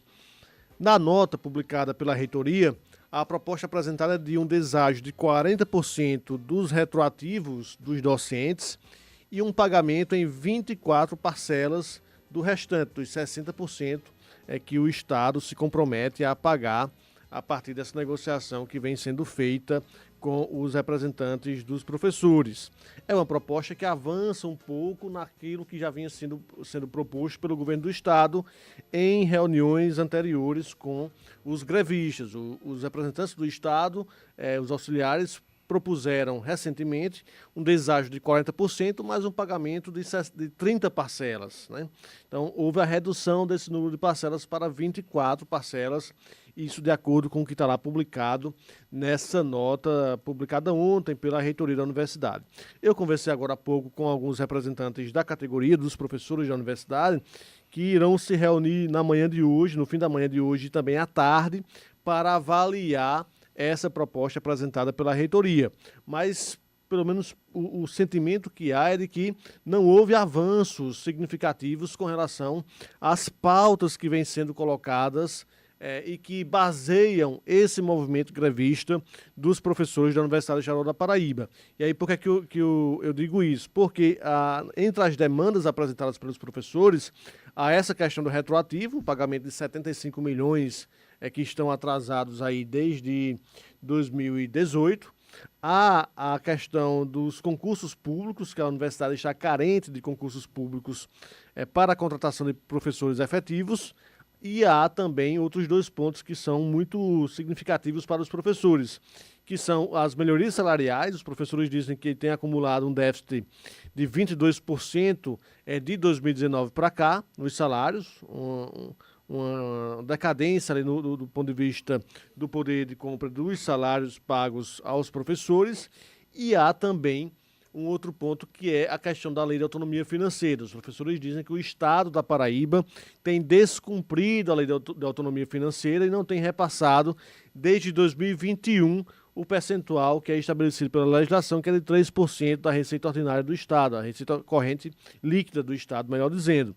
Então, esses pontos ainda não tiveram avanços por parte nem do governo do Estado, nem também da reitoria, que nessa nota publicada no dia de ontem, lá no site da UEPB, traz apenas um avanço com relação à progressão funcional dos professores. De todo modo, Caio, já é um movimento a mais ali para tentar colocar um fim nesse impasse, nessa greve que já se estende por mais de 45 dias e que tem prejudicado e muito, sobretudo os alunos que dependem do ensino e da pesquisa lá na Universidade Estadual da Paraíba. Universidade que tem se destacado lá fora, tem se destacado a nível nacional com suas pesquisas. Alguns professores têm conseguido colocar bem a universidade no cenário nacional, mas que carece ainda de mais recursos e de mais investimentos por parte do governo do Estado, isso de acordo com a categoria e com a própria reitoria, com representantes da reitoria que também sinalizam nessa perspectiva de pleitearem mais recursos para a instituição, que é importantíssima aqui para o Estado. Bem, encerrar. Tem alguma consideração? Tenho, porque você foi falando aí, né, desse deságio, né, que é você, é um calote, ó, eu devo para você R$100, mas eu só vou pagar 60, tá? Isso. Porque 40 eu não vou pagar. 40 eu não vou pagar. Me lembrou aquela comparação que eu fiz, João, que é da pessoa que tem uma dívida com você e viaja, e tá na Europa. É o cartão de crédito do governo dá dessa uma vez, raiva, ou não dá? Eu tenho certeza que é revoltante para o servidor da UEPB ouvir o governo do Estado dizendo: a gente tá bem das contas, a gente tem dinheiro em caixa, a gente tá investindo, e não pagar o que deve. Gente, não é assim, não é o professor dizendo assim: ah, quero mais. Não é isso. É tipo assim, você me deve isso. Eu fiz uma especialização para receber mais. Eu fiz um doutorado para receber mais porque está na lei. E o governo diz, eu não vou pagar. Mas eu tô com as contas em dia. Fala sério, se não é a mesma sensação de você que tem uma dívida e um amigo tá... O amigo tá uma dívida com você, tá viajando e vivendo em festa. O amigo é isso, esbanjando para todo mundo que tá bem financeiramente, que tá do ponto de vista fiscal equilibrado, né? Tá conseguindo honrar os empréstimos que fez, tá contraindo às vezes novos empréstimos, mas não consegue pagar essas progressões funcionais. É como você disse, Caio, é de fato uma comparação pertinente essa, lá na Universidade Estadual da Paraíba. E o que mais preocupa, sabe, que o tempo vai passando e o governo e a reitoria não conseguem avançar nos demais pontos que são apresentados pelos docentes, que são pontos significativos. Ora, a lei da autonomia financeira é um ponto significativo ali, é um ponto importante que precisa, de fato, ser debatido, ser discutido, porque, afinal de contas, está lá, está na legislação. 3% da receita líquida do Estado devem ser destinados à Universidade Estadual da Paraíba. E isso, de acordo com o estudo do DIEESE, que foi feito a pedido dos docentes, não tem sido cumprido desde 2021 aqui no estado. João, você tem informação também sobre o ex-prefeito Romero Rodrigues. Ele falou sobre as eleições do próximo ano, mas acho que não vai dar tempo da gente falar sobre esse tema agora não. Então fica aí. Finalzinho do programa eu trago. Guarda aí esse tema. Já João Paulo volta com informações sobre Romero Rodrigues, ele falando aí das eleições do próximo ano. É todo mundo falando. Será que ele disse algo aí importante? João Paulo que tem esse resumo para você. Daqui a pouco, logo após o Repórter CBN, a gente traz informação para você sobre vários temas. Primeiro vamos ter uma entrevista com representantes da Agevisa com relação a medicamentos vendidos em farmácias, tá?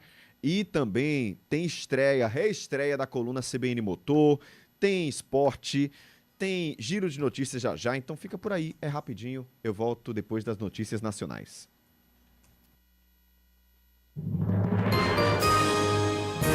Repórter CBN.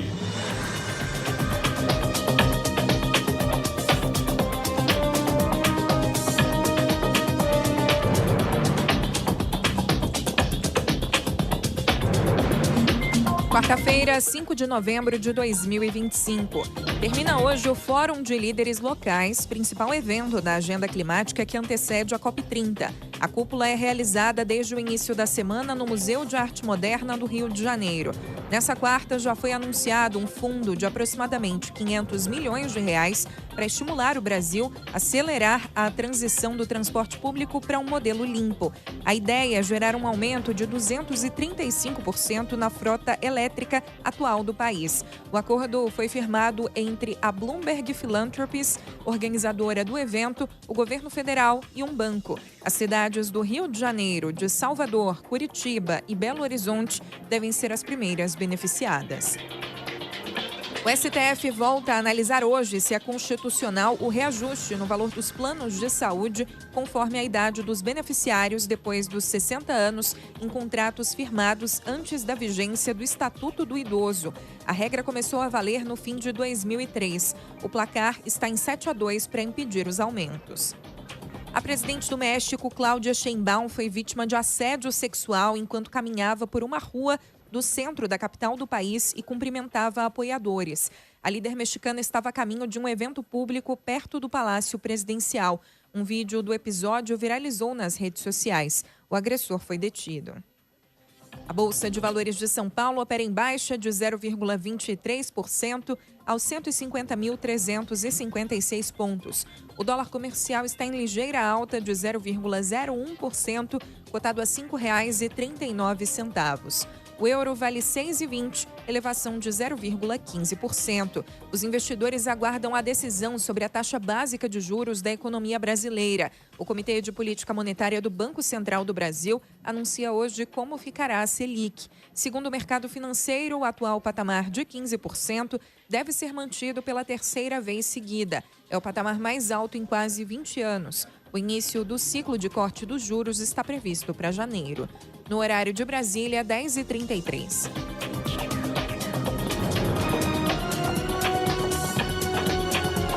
Repórter CBN. As principais notícias do dia, a cada meia hora.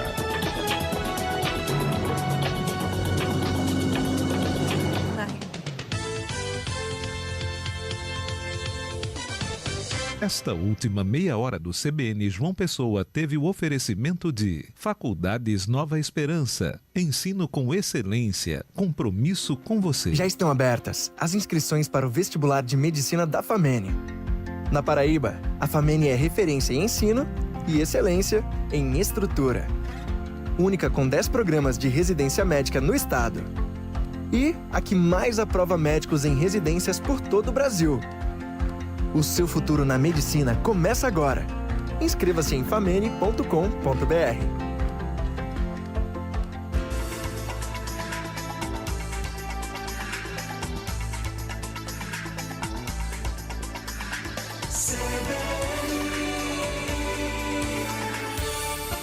CBN João Pessoa.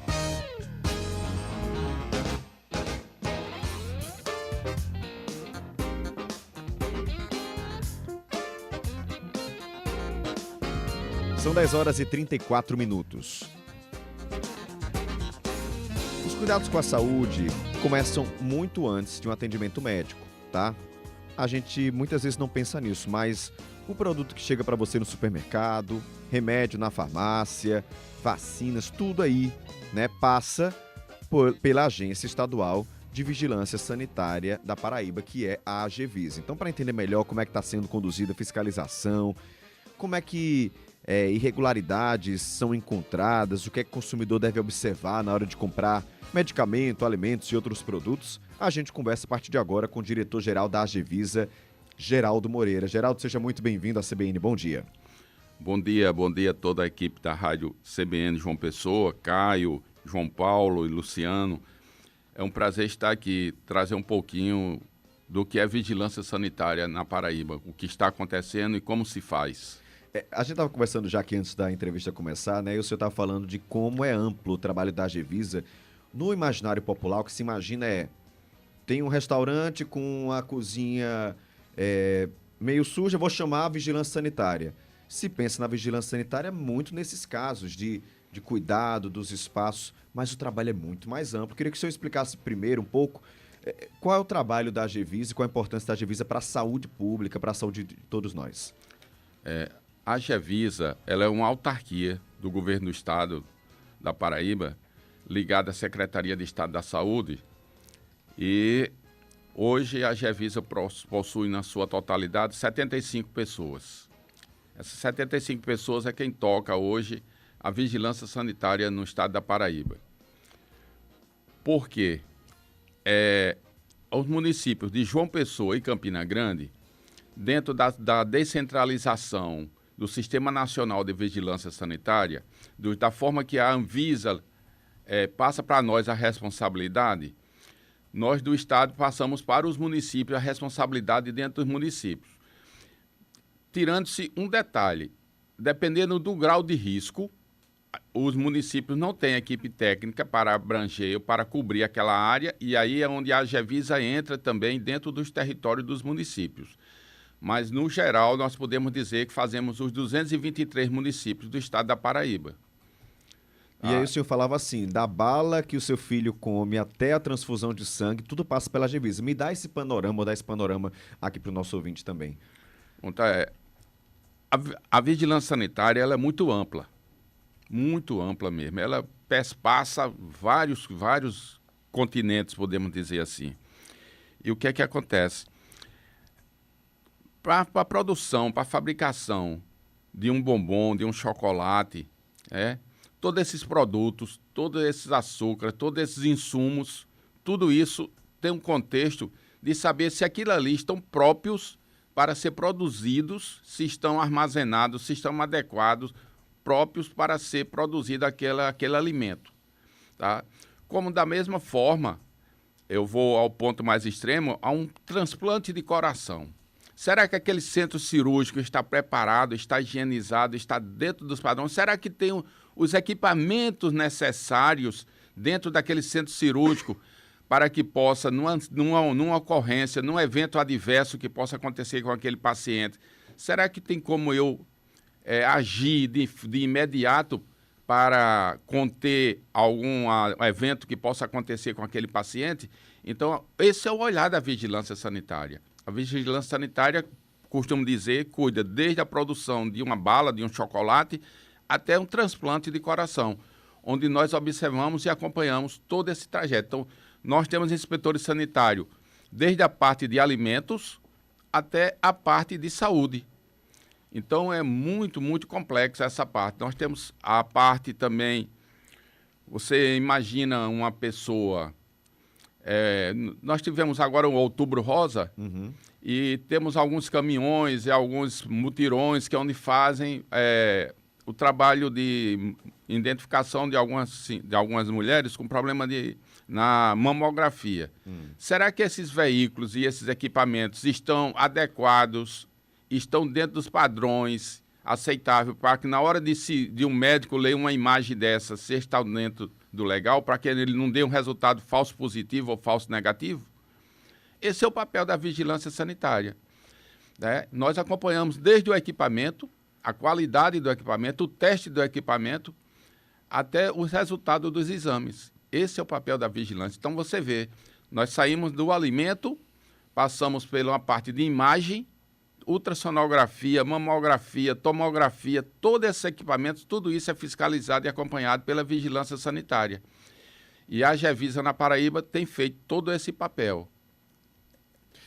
Vamos falar sobre um tema também que está muito em alta, né? A gente está conversando com o diretor-geral da Agevisa, que é o Geraldo Moreira, e a Agevisa integrou essa força-tarefa, né, Geraldo, de combate a bebidas adulteradas, no metanol. Não foi confirmado nenhum caso aqui na Paraíba por intoxicação, mas as ações continuam. Qual é a preocupação nesse momento? Qual é o estado de alerta que a gente deve ter com relação a essas bebidas? Nós estamos junto com Polícia Civil, Polícia Federal, com o MAPA, que é o Ministério da Agricultura. Estamos junto com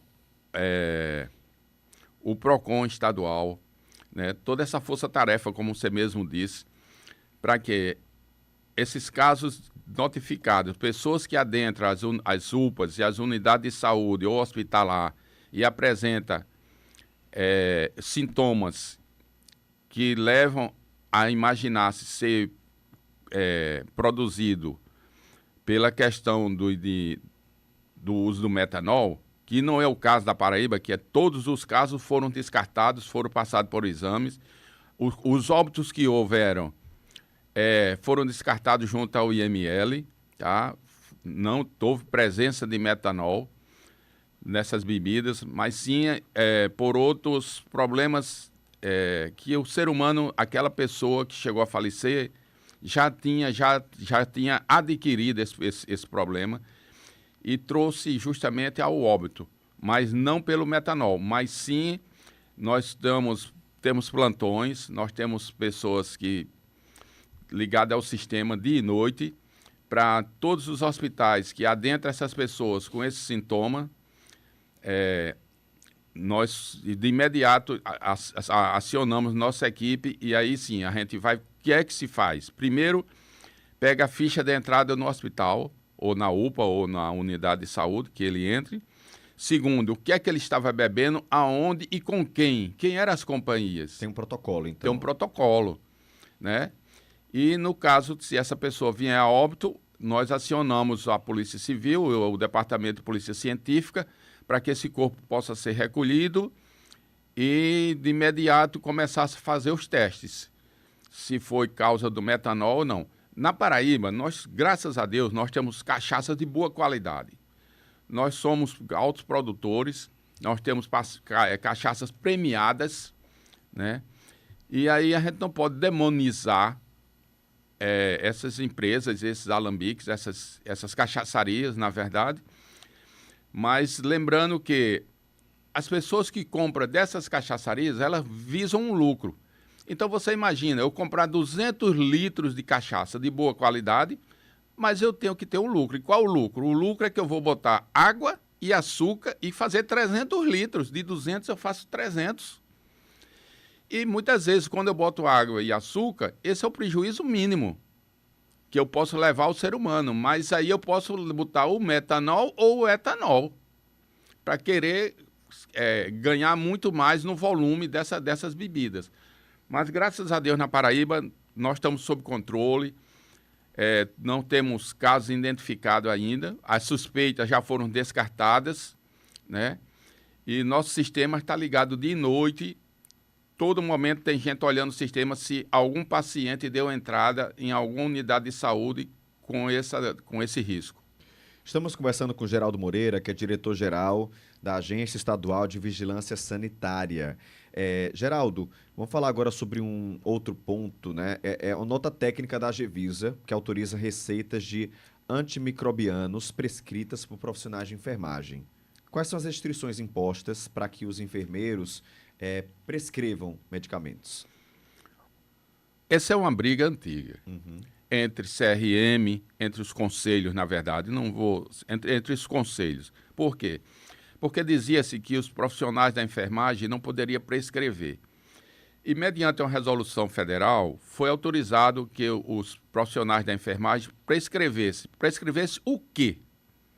Prescrevesse os antimicrobianos que, por acaso, naquela unidade de saúde em que eles trabalham, não tenha para dispensar ao paciente, ao usuário. E aí o enfermeiro pode dispensar o antimicrobiano. Nesse período, existia-se uma lacuna. E quando as farmácias recebiam esses receituários dispensados pelos enfermeiros, quando chegava no balcão da farmácia, o sistema não tinha o local para eles registrar, que chama-se o SNGPC. É o Sistema Nacional, certo? Onde se registra todas as vendas de medicamentos controlados. E aí faltava o campo para se colocar a observação que foi dispensada pelo enfermeiro tal, com Corém tal. E nós vencemos essa etapa, né? Nós autorizamos que fosse criado um sistema próprio da farmácia até que saísse o acréscimo na coluna do SNGPC liberado pela Anvisa. E agora, o mês passado, a Anvisa liberou a coluna onde os farmacêuticos, os balconistas podem atender essa liberação desse medicamento e sim dizer quem receitou, quem prescreveu.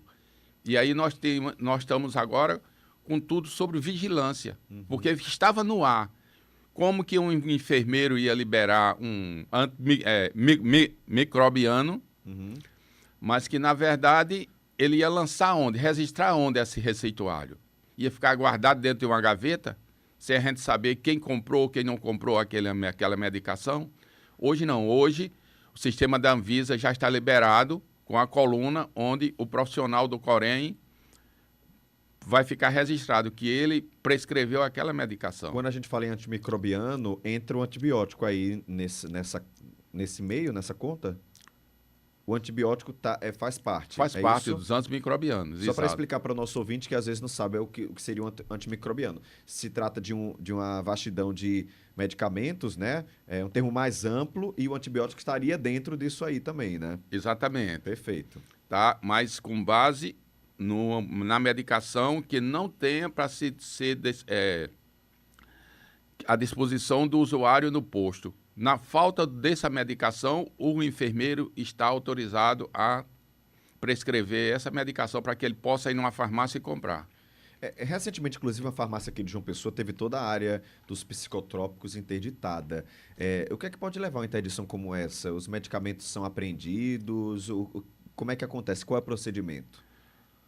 Primeiro, existe uma portaria da Anvisa, a portaria 344, que diz que para vender medicação controlados, você tem que estar licenciado dentro dessa portaria, tá? E aí, algumas farmácias, principalmente, não vou citar João Pessoa, mas muitos municípios abrem farmácia, uma quantidade bastante. E o que é que acontece? Eles abrem e eles compram essa medicação e começam a vender. E muitas vezes a vender até sem a prescrição médica. E o que acontece? Quando nós chegamos lá e não achamos a licença, a autorização dentro da portaria 344 para vender os antimicrobianos e os controlados, que estão dentro dessa portaria, nós pedimos a nota fiscal. Ele não tem nota fiscal. Então, já está cometendo um crime, né? E segundo, pondo, além do crime fiscal, o crime de pondo as pessoas em risco de vida. E aí nós apreendemos toda essa medicação, né? Ela é destruída porque a gente não sabe a procedência dela. Se ele não tem uma nota fiscal, ele poderia até ter uma nota fiscal, mas não está regularizado na portaria 344. E aí sim, aí a gente sabe que a mercadoria tem procedência, a gente apreende até ele se legalizar. Depois que ele se legaliza, ele tem a nota fiscal, ele resgata a medicação dele. Mas quando ele não tem, não está legalizado na portaria 344 e nem tem a nota fiscal do produto, que ele compra de alguma forma ilegal, aí nós recolhemos e fazemos a destruição desse medicamento. Porque eu não posso doar para nenhuma entidade filantrópica, nem para uma casa de caridade, podemos dizer assim, porque eu não tenho a certeza da qualidade daquela medicação. Porque não existe nenhuma nota fiscal a que eu possa responsabilizar. Com relação aos supermercados, né? A gente teve um supermercado recente que estava vendendo carnes e produtos fora da validade. Como é que é feita essa fiscalização? Se é de rotina? O que é que pode ser feito de punição para um supermercado que recorrentemente está vendendo isso? E aí eu vou aproveitar e estender para a pergunta de um ouvinte nosso, que é o Pedro Silva. Ele fala, por que as feiras livres não são também fiscalizadas? Muitas vezes vende carne ali sem refrigeração. Então, tem como falar um pouquinho sobre essa venda de produtos de comida mesmo, né? Explicar aqui para o nosso ouvinte também? Tem sim. Existe, como eu disse no início, existe uma descentralização. A Anvisa descentraliza para o Estado descentraliza para os municípios. Então, os municípios, dentro dos seus territórios, eles é quem faz a parte da fiscalização, tá? Principalmente das feiras livres. E podemos dizer assim, nessas vendas de carne, de açougues e tudo mais. Então, compete aos municípios, porque existe uma situação chamada classificação de risco. O que é baixo risco, médio risco e alto risco. O que é baixo risco, dentro do Ministério da Economia e Comércio e dentro da Anvisa, essa questão de baixo risco compete aos municípios fazer o baixo risco. Até porque muitos municípios não têm pessoas qualificadas tecnicamente para que possa fazer o médio e o alto risco. Então, eles ficam com baixo risco. E a Anvisa e outros órgãos ficam com médio e alto risco. Tá? Quanto à questão de supermercados que vendem alguns produtos, olha, é uma questão muito delicada a questão do supermercado. Por quê? Dentro do supermercado você tem milhares de produtos. É uma questão de administração. É ter, do jeito que tem um gerente para acompanhar, o gerente pessoal, gerente de vendas, gerente de frigorífico, gerente disso, daquilo, teria que ter alguém dentro de uma estrutura de um supermercado, de uma grande empresa, para que todo dia pudesse acompanhar e olhar essa parte de vencimento de produtos. Mas não se colocam. E aí se passam alimentos por 2, 3 dias ou até mais dias vencidos em cima da prateleira, em cima de uma câmara frigorífica. Por mais que ela esteja lá gelada, por mais que ela esteja lá recebendo a refrigeração, mas ela está vencida. Tá?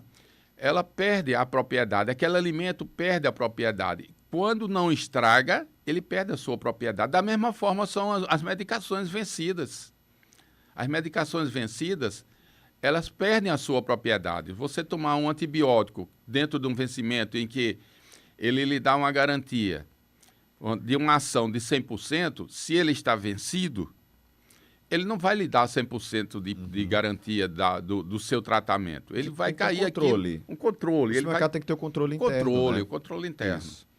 Tá? E aproveitando, Caio, nós estamos falando de supermercado, foi autorizado agora, foi aprovado lá no Senado, a questão de supermercados ter um posto de farmácia lá dentro. Posso chamar assim um posto? Tem uma farmácia lá dentro. E algumas pessoas entendem de outra forma, entendem um pouco mal.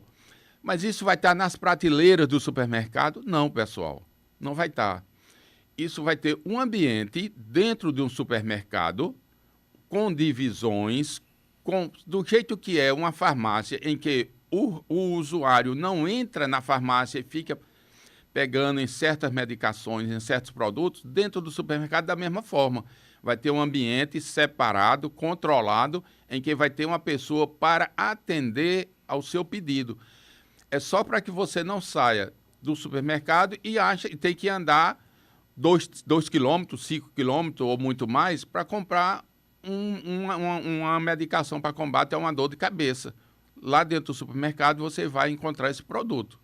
Tá? Então, não é a coisa que qualquer um vai chegar e vai se servir à vontade, como você chega no supermercado e pega um pacote de leite. Uma farmácia dentro do supermercado vai ter um farmacêutico responsável, vai ter pessoas responsáveis para que possa atender ao seu pedido e a escutar a sua demanda, o que é que você necessita. E também a cobrar o receituário do antimicrobiano e do controlado. Tá? Que eles vão poder vender. Da mesma forma que uma farmácia. É uma normal, farmácia, isso. Exatamente. Só que eles vão estar ocupando um pequeno espaço dentro de um território de um supermercado. Geraldo Moreira, diretor-geral da Agevisa, quero agradecer demais a sua participação, conversar conosco, com os ouvintes da CBN. Um ótimo dia para o senhor. Obrigado, Caio. Obrigado a João Paulo, a Luciano Cabral, a todos.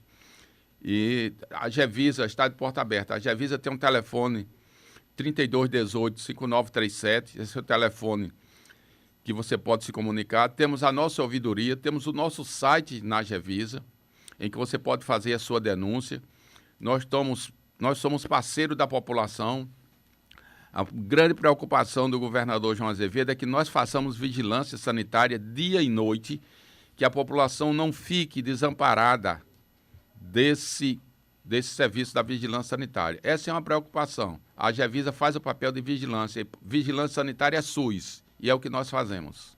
Muito obrigado, um ótimo dia. Obrigado, Caio. Obrigado a todos. Agora são 10h55.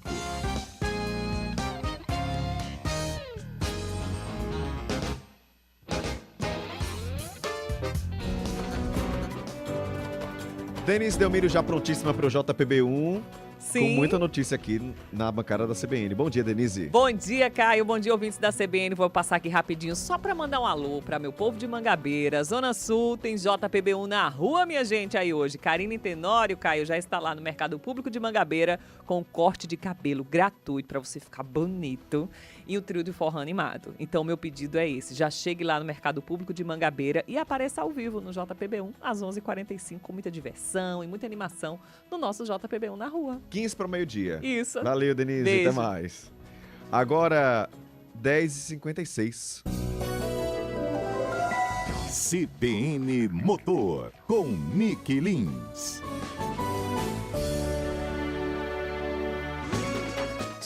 Tem estreia hoje, eu diria até reestreia, né? CBN Motor de volta com o nosso querido Nick Lins para falar sobre veículos, novidades.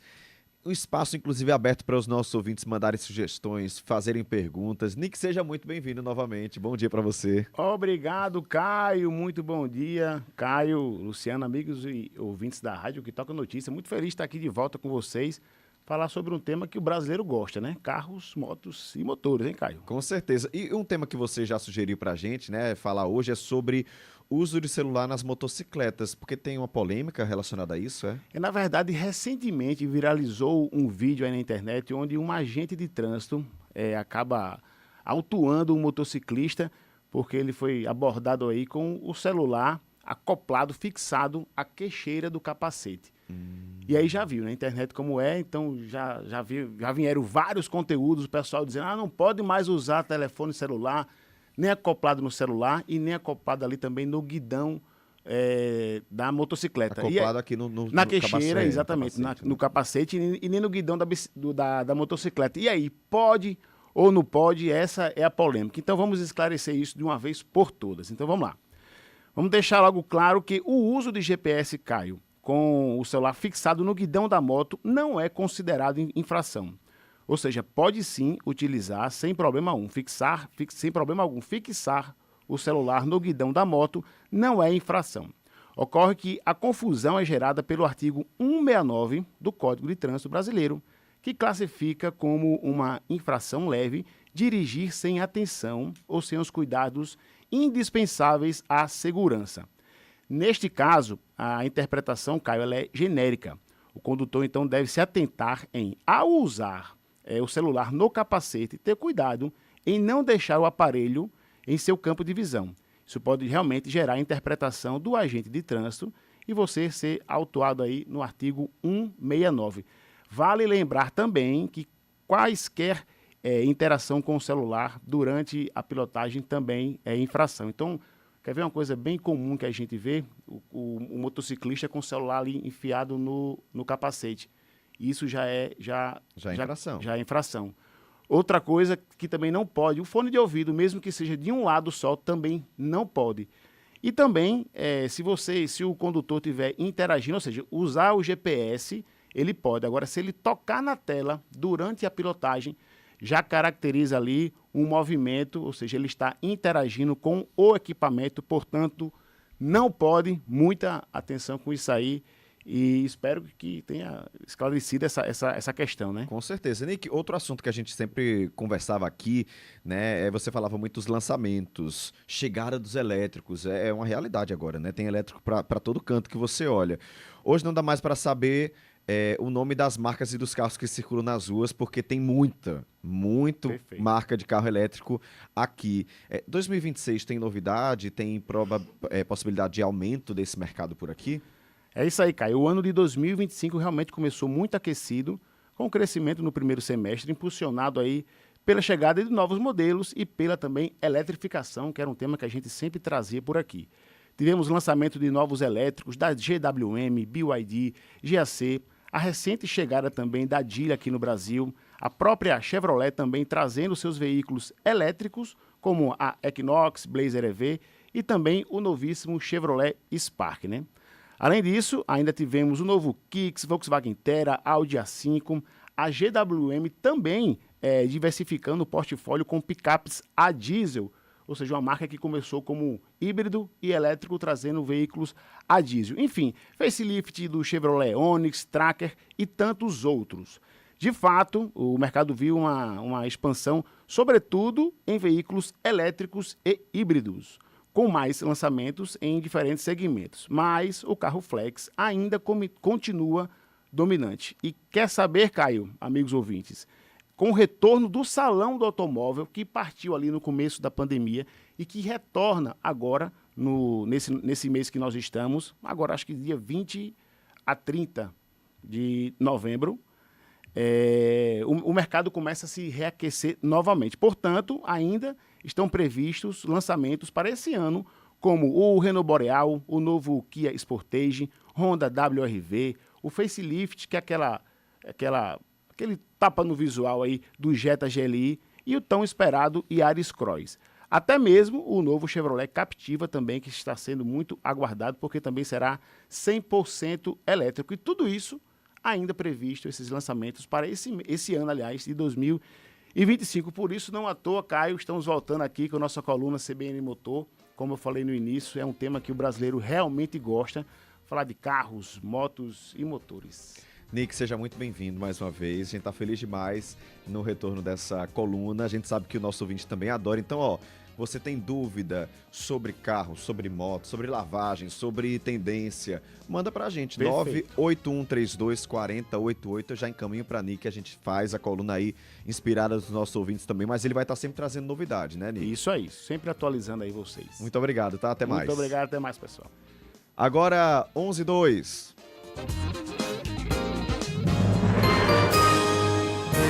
Repórter CBN.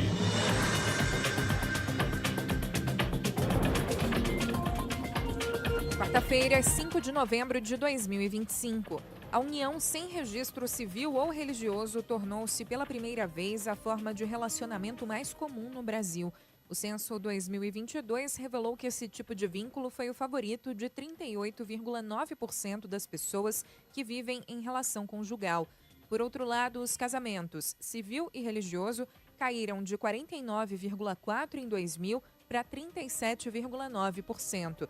O levantamento também mostrou que os casais com filhos deixaram de representar a maioria das famílias brasileiras pela primeira vez e caíram de 56,4% para 42% no período pesquisado pelo IBGE.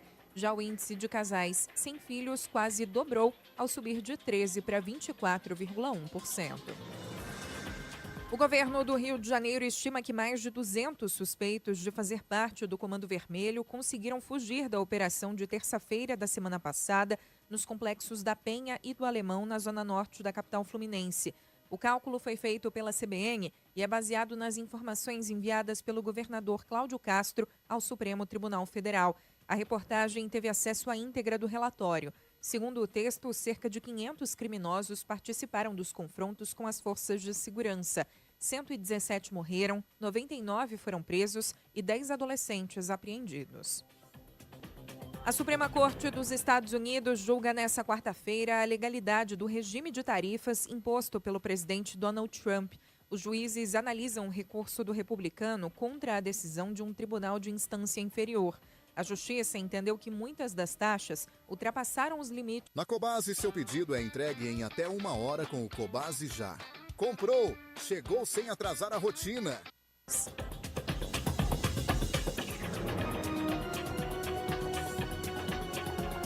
Repórter. Esta próxima meia hora do CBN João Pessoa tem o oferecimento de Colégio Interativo Bessa e Cristo, ampliando horizontes, impulsionando conquistas, matrículas abertas. Venha ampliar seus horizontes no Colégio Interativo. Desde cedo, cuidado e atenção são primordiais na rotina educacional dos nossos alunos. O Interativo é um mundo de oportunidades. Uma metodologia de ensino que trabalha o alto desempenho do aluno, aliada a um dos melhores sistemas de ensino do Brasil e os mais renomados professores. Tudo isso para impulsionar grandes conquistas. Colégio Interativo, há mais de 25 anos, ampliando horizontes. Aqui no Sicredi não é só dinheiro ter com quem contar, é sonhar, é realizar, é seu sonho sob medida. No Sicredi você tem tudo para a sua vida financeira. Conta corrente, cartões, investimentos e muito mais. É atendimento próximo de verdade no app, no Zap ou na agência. Não é só dinheiro, é ter com quem contar. Abra sua conta. Saiba mais em sicredi.com.br. É ter com quem conta. Ei, cinéfilo, prepare-se para viver o cinema de um jeito incrível. A Cinépolis e a Coca-Cola têm uma promoção inseparável. Compre um combo Coca-Cola e concorra a mais de 1.000 prêmios com ingressos instantâneos. Isso mesmo, comprou, cadastrou, concorreu. Acesse inseparáveiscinépolis.com.br, cadastre seu cupom fiscal e participe. Corre lá e não fique de fora. Cinépolis e Coca-Cola, juntos são inseparáveis. Vem comigo que tá bom, vem que é só felicidade. Promoção São Brás é só felicidade, diga aí. Tem sorteio de apartamento, carros e prêmios de até R$500 todo dia. E você ainda pode vir tomar um café aqui com a Veveta. Eu vou amar. A cada 5 produtos cadastrados, você recebe um número da sorte. E se for Café São Brás, você ganha um número extra. Promoção São Brás é só felicidade. Compre, cadastre e concorra.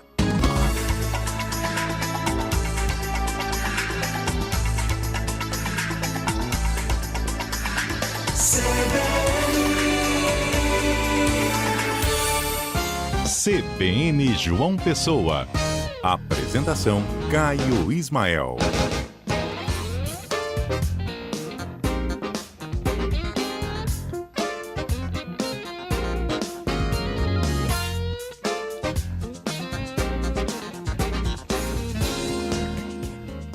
Começando agora a terceira hora do CBN João Pessoa, são 11 horas e 7 minutos, tá chegando pertinho aí do horário do almoço, né? Sei que tem muita gente já preparando o cardápio de hoje, outros trabalhando ainda, nem pensando nisso. A gente tá aqui, ó, com muito tempo ainda, 1 hora para conversar com você e trazer o que é notícia na Paraíba, na região metropolitana de João Pessoa. Quero deixar um grande abraço para os nossos ouvintes que estão participando.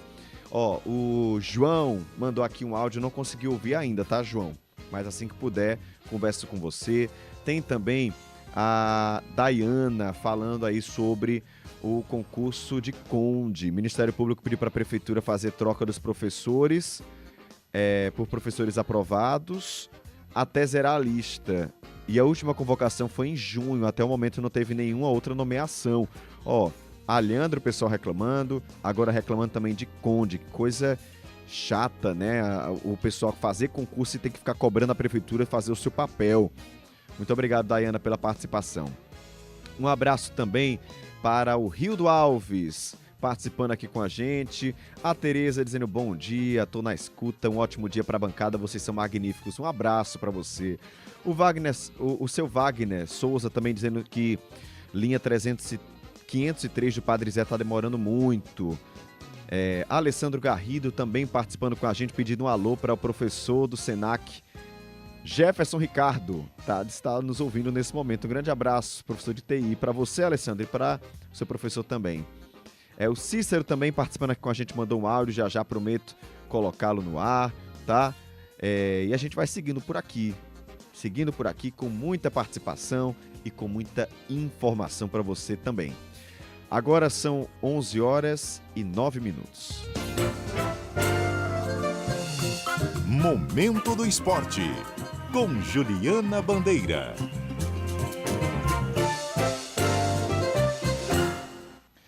Juliana Bandeira, bom dia. Bom dia, Caio. Bom dia, Lu. Bom dia também para você que está acompanhando a gente. Ju, enfim, o Botafogo anunciou a primeira contratação do jogador após a chegada do novo técnico, né? Isso, mas assim, não é uma grande novidade, né? Mas é um grande nome, segue sendo um grande nome para o Botafogo, apesar de remanescente da temporada anterior. Estou falando de Henrique Dourado, ceifador, vai para sua terceira passagem no Alvinegro da Estrela Vermelha, né? Já tem 31 jogos, né, pelo Botafogo. Desses jogos foram 10 gols, 2 assistências. O Dourado teve uma boa atuação nessa temporada passada, né, na Série C do Campeonato Brasileiro. É preciso que se diga também. E, claro, sempre vai ser um grande nome, né, do nosso futebol. Tem uma grande bagagem no futebol brasileiro, né, passando por grandes clubes. A gente conhece bem a história do Henrique Dourado. E se identificou aqui, principalmente com o João Pessoa, né, nossa capital. Portanto, vai seguir no Belo. E, dessa vez, diferente das outras 2 últimas temporadas, né, o Henrique Dourado vai começar já desde o princípio, né? Vai estar no Botafogo desde o comecinho na pré-temporada, né? Diferente do que aconteceu nas últimas 2 temporadas, que ele chegou já com o bonde andando. Agora não, vai começar o trabalho mesmo já desde preparação, né? Antes mesmo da disputa do Paraibano. E vai ter a oportunidade aí de afinar ainda mais com esse novo elenco que se forma. O Botafogo, por enquanto, só tem 2 atacantes anunciados até agora, os 2 remanescentes da temporada anterior, porque além do Dourado, também tem confirmado o Guilherme Santos, né? Mas, de qualquer maneira, é o primeiro nome, né? Anunciado, de fato, aí pelo Botafogo, depois da chegada do Bernardo Franco.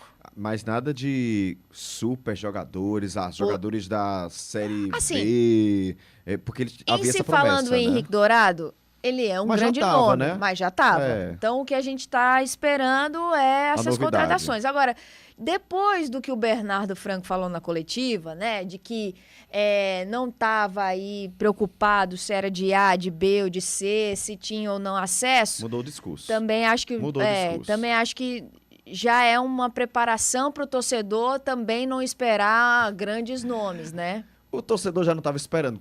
Na promessa, foram tantas promessas. Foram muitas promessas. E já não cumpridas. O torcedor já está calejado, acho que com isso, né? Escuta a promessa e sai pelo outro ouvido. Mas representantes do Belo participaram de uma reunião com a CBF sobre Série C. Isso. Mas, assim, essa reunião que aconteceu com o Sami Chaldi, né, que é o presidente da CBF, também com a vice-presidente, que por um acaso não, que também é a nossa presidente aqui da Federação Paraibana de Futebol, a Michele Ramalho,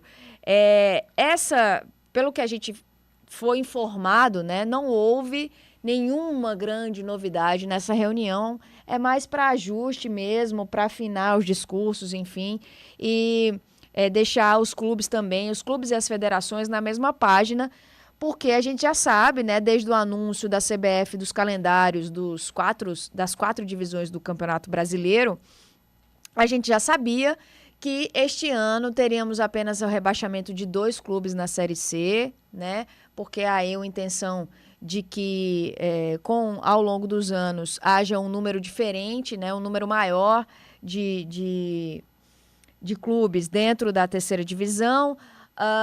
Teremos aí, além disso, uma cota maior para os clubes na Copa do Brasil, na participação da Copa do Brasil também, o que é muito importante para clubes que participam, né, que disputam aí da competição. Já é uma competição milionária e é claro que aumentando esse prêmio favorece ainda mais os clubes e as suas folhas de pagamento, os seus orçamentos, enfim. Então, isso também foi falado, reafirmado, ainda não há informação sobre qual vai ser esse acréscimo, de quanto vai ser essa cota, mas foi confirmado que há um aumento aí na Copa da participação também da Copa do Brasil, tá? Então, tiveram representantes do Botafogo lá nessa reunião, inclusive o Sami Chaud foi presenteado com a camisa do Botafogo, a gente tem fotos disso, tá? Ontem a gente mostrou no Globo Esporte, hoje também pela manhã no Bom Dia Paraíba. Nenhuma grande novidade daquilo que a gente já sabia, mas houve essa reunião, então, portanto, a gente traz esse registro. Souza anunciou 2 amistosos? Isso. O Souza já está com o seu elenco bastante adiantado, né? Tem como técnico o Leandro Campos, que também deve estar chegando aí no início de dezembro, lá na cidade de Sorriso, né? Lá em Souza, para já se colocar a par aí de tudo que está acontecendo. Dia 17 de dezembro começa a pré-temporada no Souza e a diretoria do Dino já informou que serão 2 amistosos, por enquanto já confirmados. Um deles vai ser contra o Iguatu e o outro contra o Potiguar, né? E a diretoria está tentando um terceiro amistoso também para essa pré-temporada. Ainda não temos a confirmação das datas desses amistosos, mas já temos a confirmação de 2 adversários. Ficamos, então, aguardando a confirmação se vai ter ou não um terceiro amistoso e com quem será. E ontem teve o lançamento do livro da História do 13. Isso, um livro bastante esperado, né? E também que está dentro aí da programação dos 100 anos, né, do centenário do 13, o Éramos 13, né, um importante lançamento, aí foi lançado ontem lá em Campina Grande, e traz a história da fundação do 13, né, de como tudo aconteceu. Aliás, o 13, inclusive, que não teve um ano muito bom para o centenário, e fica sempre aí para o torcedor e para quem gosta do futebol paraibano uma boa opção de leitura, né, para a gente conhecer mais de um time tão importante, tão tradicional do nosso estado, né? Portanto, tivemos aí esse lançamento ontem. A gente falou hoje também sobre isso. O livro vai estar, inclusive, na programação da FLIB, né, que é a Feira Literária de Boqueirão. Já estou trazendo aqui também para você essa informação. E já recomendo aqui para todo mundo, né, que quer conhecer mais sobre o futebol paraibano, de ter aí esse livro de cabeceira, não só para quem torce para o 13, né, mas acho importante também a gente saber cada vez mais sobre as raízes do nosso futebol, né? Afinal de contas, poucas pessoas têm essas informações, né, da fundação dos times, não só do 13, mas do Campinense, do Botafogo, do próprio Dinossauro. Acho importante que essas informações estejam cada vez mais pertinho, né, do torcedor e do público em geral, que merece conhecer sempre mais do nosso futebol. Então fica aí também a recomendação, né, para quem quiser ter uma boa leitura a respeito do futebol paraibano também. E para encerrar, começa hoje a penúltima rodada do Paraibano Feminino. Isso, penúltima rodada. Lembrando para você que temos 4 partidas, né, nessa penúltima rodada, só que somente 2 delas, tá? 2 delas acontecem hoje. Então, serão partidas agora de tarde Tô só tentando aqui abrir para você para não falar besteira, tá? Hoje de tarde temos 2 partidas acontecendo e amanhã temos outras 2 partidas acontecendo. Para você ficar por dentro do regulamento, eu lembro que somente os 2 primeiros colocados aí de cada um dos grupos se classificam diretamente para semifinais, tá? Portanto, é muito importante que essa última rodada aí, essa penúltima rodada do Paraibano feminino, né, seja, digamos assim, boa para as equipes que estão ali nas cabeças. Inclusive o próprio Marretinha, né, que venceu o Serrano, vai estar na disputa, né? Tá tentando aí, tá nas primeiras colocações dos grupos. O Marretinha, que tá surpreendendo aí o time aqui de João Pessoa, vai estar, portanto, lutando na briga. Hoje, Marretinha e Misto, tá? Vão estar disputando nessa quarta-feira. Aliás, nessa quinta-feira, 4 horas da tarde e 7h30 da noite de amanhã, o Guará pega o Fluminense no Moraizão. E hoje, 3 horas da tarde, temos 2 partidas acontecendo. Picuiense pega o Spartax no Amaury Salles. E o Botafogo vai pegar a Liga de Guarabira lá no campo do UNP, também às 3 horas da tarde. Então, 2 partidas hoje e 2 partidas amanhã, fechando a 4ª rodada. Na 5ª rodada, as coisas se definem. E aí, vamos saber quem são os 2 primeiros colocados de cada grupo, o grupo A e o grupo B, e saber quem já vai direto para as semifinais e ver quem vai, de fato, disputar o título. Será que teremos um misto mais uma vez na disputa, né? Tentando o tri do feminino? A gente tem que aguardar. Amanhã eu trago mais informações a respeito dessa rodada. Obrigado, Ju. Até mais. Valeu, gente. Até amanhã. 11h19. Giro de notícias. Você perdeu algum documento? Conhece alguém que tá sem esses documentos? Foi numa festa, caiu na rua, enfim. Pois é, a Guarda Municipal de João Pessoa tem um serviço que muita gente não sabe, que é o chamado Achados e Perdidos. Entre fevereiro e outubro deste ano, esse serviço registrou 257 documentos. E, durante esse mesmo período, 15 cidadãos foram atendidos para devolver esses documentos. Documentos como RG, CPF, carteira de motorista, cartão. Também são recebidos objetos como bolsas, mochilas, capacetes, bonés. Esse serviço, gente, funciona de segunda a sexta-feira, das 8 da manhã às 5 da tarde, nas 2 unidades da Guarda Civil Metropolitana. Uma que fica no Parque da Lagoa, no centro, e outra no bairro dos Bancários, ali por trás da Praça da Paz. O prazo é de até 6 meses para armazenamento. Passou isso, né, os documentos não resgatados vão ser enviados para a Polícia Civil ou devolvidos aos órgãos emissores.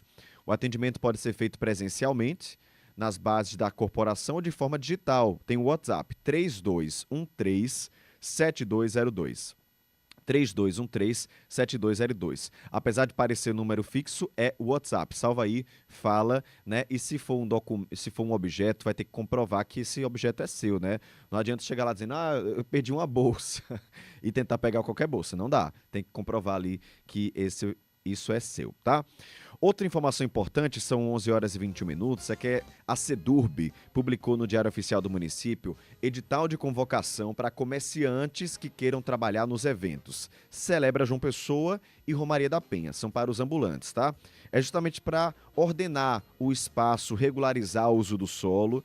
O Celebra João Pessoa, que vai acontecer no Parque da Lagoa, Parque Solon de Lucena, começa agora e vai até 6 de janeiro, e no percurso da Romaria da Penha, que vai ocorrer no dia 29 de novembro, tá? Para participar do Celebra João Pessoa, as inscrições são até hoje, tá? Porque o evento vai ser hoje, começa hoje, vai até 6 de janeiro.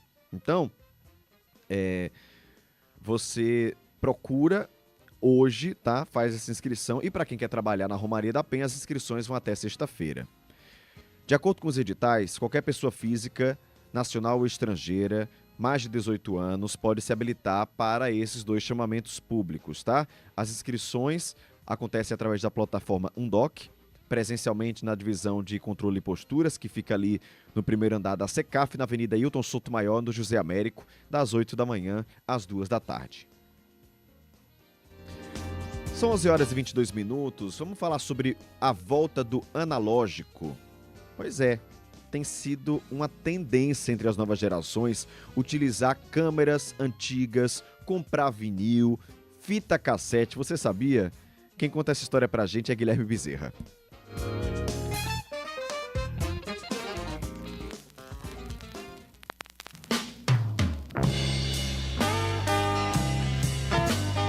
O som é inconfundível para todo mundo que já teve a experiência de ouvir um disco de vinil. A prática já foi considerada antiga, mas hoje voltou a estar na moda.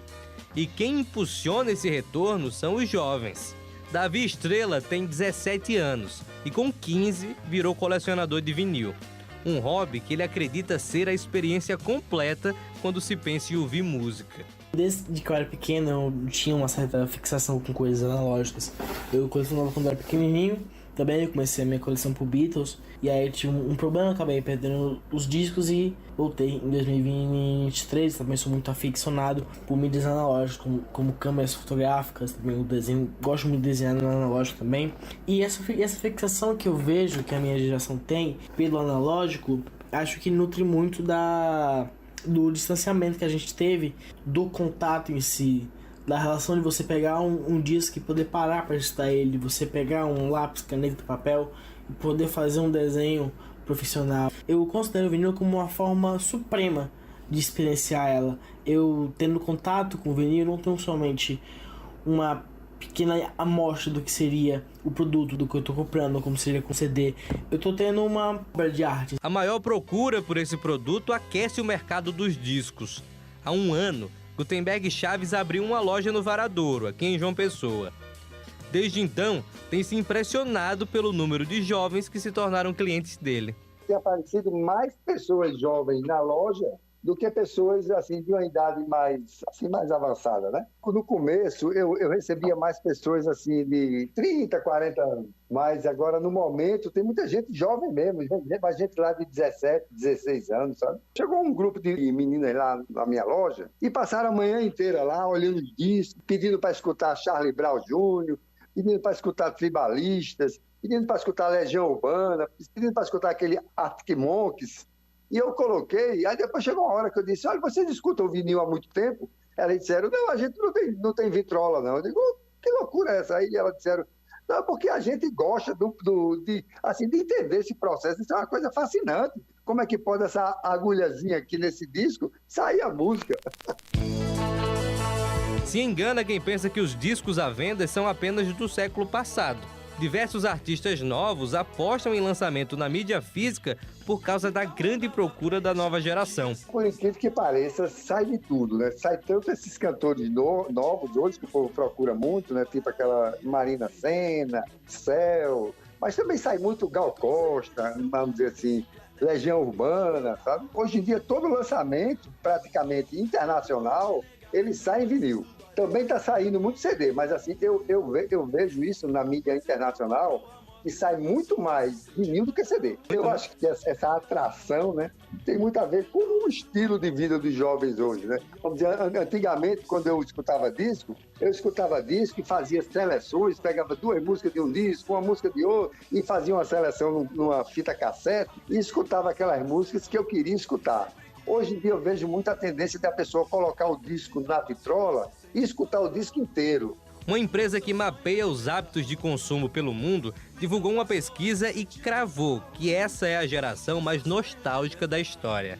15% dos entrevistados afirmaram pensar mais no passado do que no futuro. E 37% dizem que sentem falta de uma época que nem sequer viveu.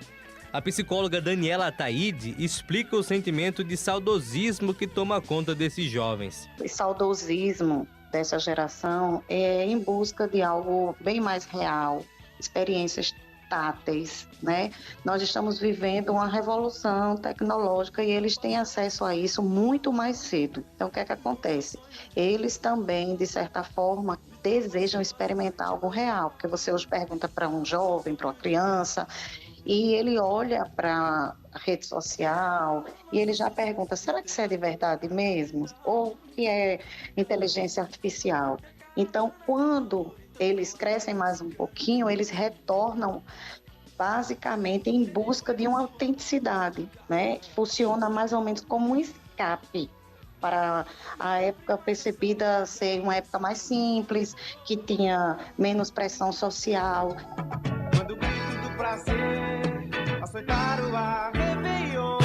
Seja por saudade ou curiosidade, os discos de vinil são alvo de fascinação em todas as gerações. Seja pelo som único, a vasta história agregada ou a experiência expandida que não se limita apenas à música, esses itens saíram do imaginário popular como algo do passado e se tornaram alvo de desejo.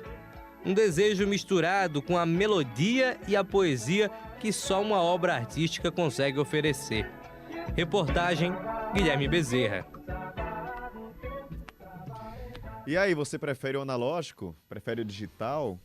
Eu acho que o analógico tem uma grande força aí, tem trazido pra gente essa grande força, saindo desse universo digital que tá sufocando tanto a gente, né? Chegar a pegar um disco, colocar na vitrola, ouvir, sem ver vídeo, né? Eu acho que é uma boa, eu gosto demais. 11 horas e 29 minutos. O Cine Estadual está fazendo hoje a mediação para 150 vagas de emprego com contratação imediata para um resort que vai ser aberto aqui em João Pessoa. Atenção aí para a oportunidade, viu? Você pode inclusive informar alguém que esteja procurando emprego.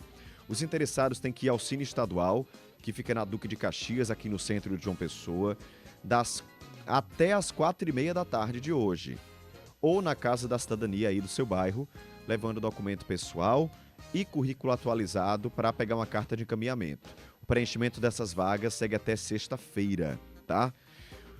Entre as inúmeras oportunidades, o destaque vai para garçom, são 26 vagas para esse resort. Tem também várias opções, como chefe de fila no serviço de alimentação, atendente de portaria de hotel, analista de suporte de sistema, entre outras. Então, tá aí, 150 vagas de emprego, contratação imediata para um resort que vai ser aberto aqui em João Pessoa no próximo ano. 11h30, uma pesquisa do Procon aqui de João Pessoa para preço de alimentos encontrou uma variação entre R$ 28 e R$ 36 em produtos da cesta básica vendidos em supermercados, variação de 31%. Ó, o sal refinado foi encontrado a R$ 1,15 e R$ 2,60. Leite em pó, também diferença grande, entre 31 e 39. Agora são 11h30. Repórter CBN. Quarta-feira, 5 de novembro de 2025. O ministro da Fazenda, Fernando Haddad, disse hoje que emitir opinião sobre política monetária não deveria ser um ato encarado como provocação. Ele deu a declaração um dia depois de ser alvo de críticas por ter dito que, se fosse diretor do Banco Central, reduziria a Selic. De acordo com Haddad, parece que virou tabu falar de economia no Brasil.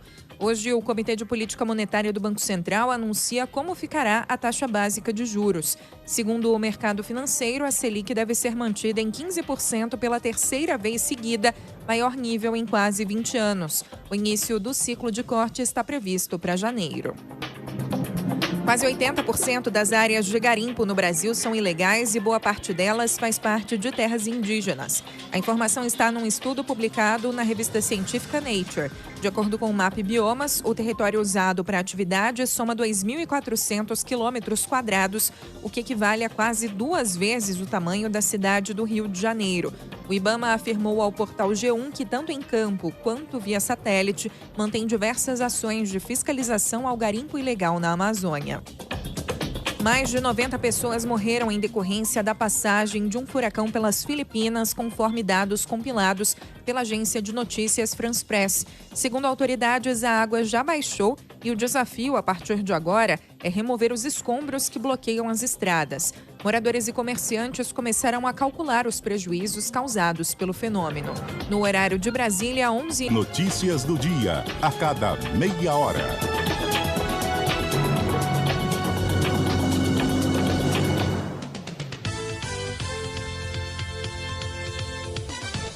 Esta última meia hora do CBN João Pessoa teve o oferecimento de Colégio Interativo, Bessa e Cristo, ampliando horizontes, impulsionando conquistas. Matrículas abertas. Há 54 anos, a Conserpa e Engé escreve histórias na Paraíba. De residências a grandes empreendimentos, cada obra é um legado de dedicação e qualidade. Gerações cresceram, sonhos se realizaram e vidas foram transformadas com a nossa expertise.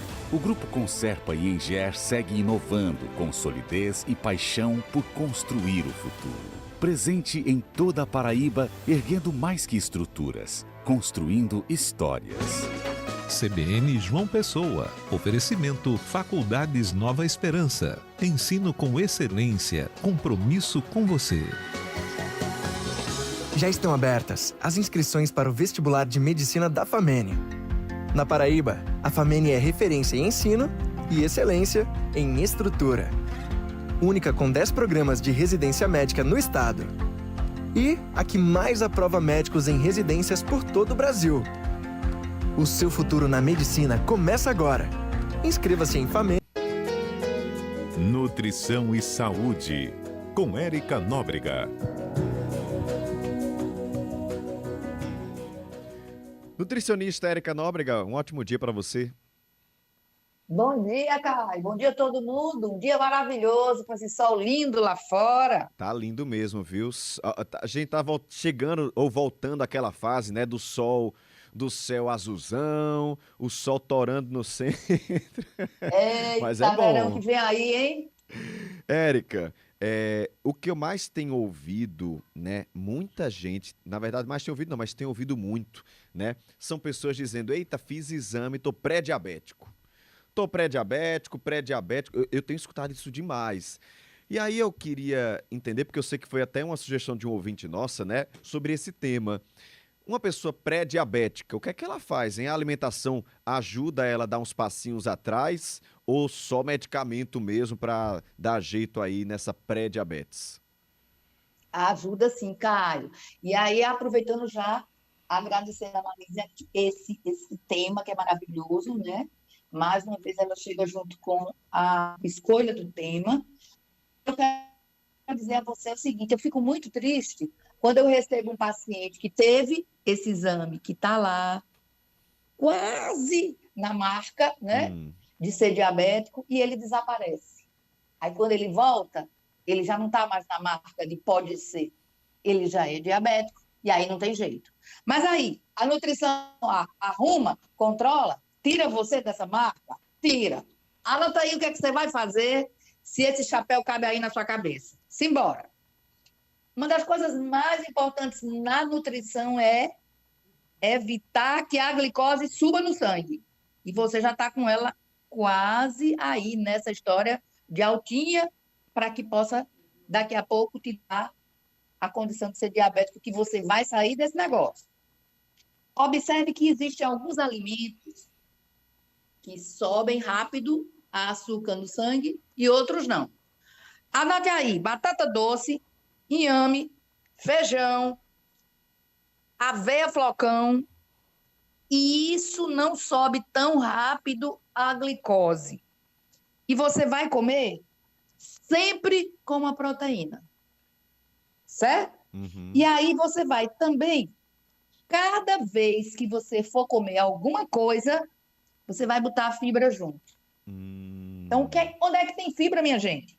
A gente tem fibra na linhaça, na chia, no psyllium, na aveia que já falei, nas saladas cruas.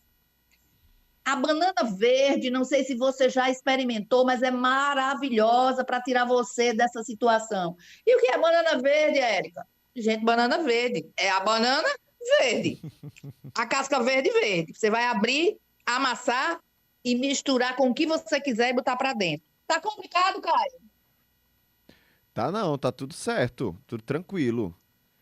Tudo tranquilo? Tudo tranquilo. Tem gente que não toma café da manhã, não é? Observe que se você tá nessa marca aí de quase ser diabético, você tem que comer bem. Café da manhã e almoço. Observar que depois das 6 horas da noite, segura a boca. Não dá para fazer aquele jantar do tamanho do mundo, não. Tem que diminuir um pouco aquilo que você come à noite. E outra coisa interessante, tem gente que nos intervalos entre almoço e café da manhã, lancha fruta. Se você que está com a glicose alta, você não vai fazer isso, a não ser que você coma fruta com fibra. Como é comer fruta com fibra? Maçã com castanha, né? Preciso muito. Uma maçã com casca e tudo e umas 3 castanhas. Banana com granola. Nada de fruta sozinha, porque como ela está sozinha, ela vai subir mais rápido. Estilo de vida o que é, Caio? Me ajuda aí.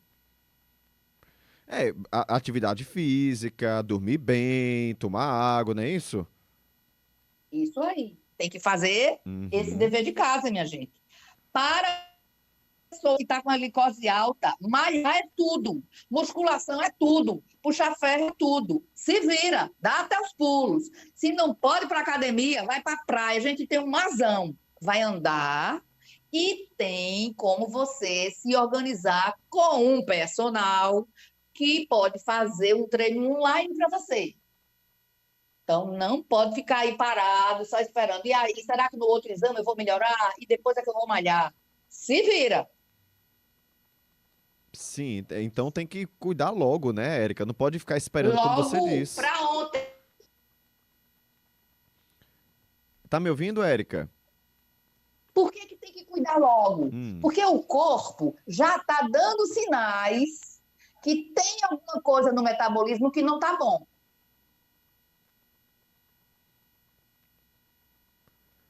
Oi, Érica, tá me ouvindo? Acho que tá cortando um pouquinho sua ligação. Tô lhe ouvindo, tá me ouvindo bem? Agora te ouço. Por que tem que cuidar, Caio? Porque o corpo já está dando sinais que tem alguma coisa errada. Com certeza, Érica. Então tem que ir logo, né? Porque o problema da diabetes é que não dá passos atrás. Depois que você é diabético, não tem como sair dessa condição, né? Não tem cura. É uma doença crônica. Não tem cura para diabetes. Por mais que alguém diga, você vai estar curado depois que tiver a diabetes, isso não é verdade. Depois que você recebe o diagnóstico de diabético, você não tem como deixar de ser diabético. Mas se você está ainda na situação pré, você tem como fazer a diferença. E olha aqui, eu quero que você acenda uma luzinha aí. Se você não fez exame, mas se você tem história de diabetes na sua família, você já é um pré-diabético potencial. Tudo isso que eu disse aqui vai caber para você, mesmo que seu exame esteja redondo, bonito. Você tem um gene, uma genética para desenvolver a doença. Tem algumas perguntas aqui de ouvintes, ó. Tem a Givanilda. Ela fala, existe alguma diferença entre aveia em flocos fino e aveia flocão? Existe. A aveia flocão, ela tem mais fibra, ela não foi processada. Percebe que tudo que é fibra, que tem mais... que não é tão processada, não ficou tão pequenininha, não ficou tão moída, ela tem uma diferença grande para não aumentar tanto a glicose no sangue com tanta velocidade. Outra pergunta aqui, a Tereza. Caio, pergunta se tapioca com queijo branco é uma boa opção?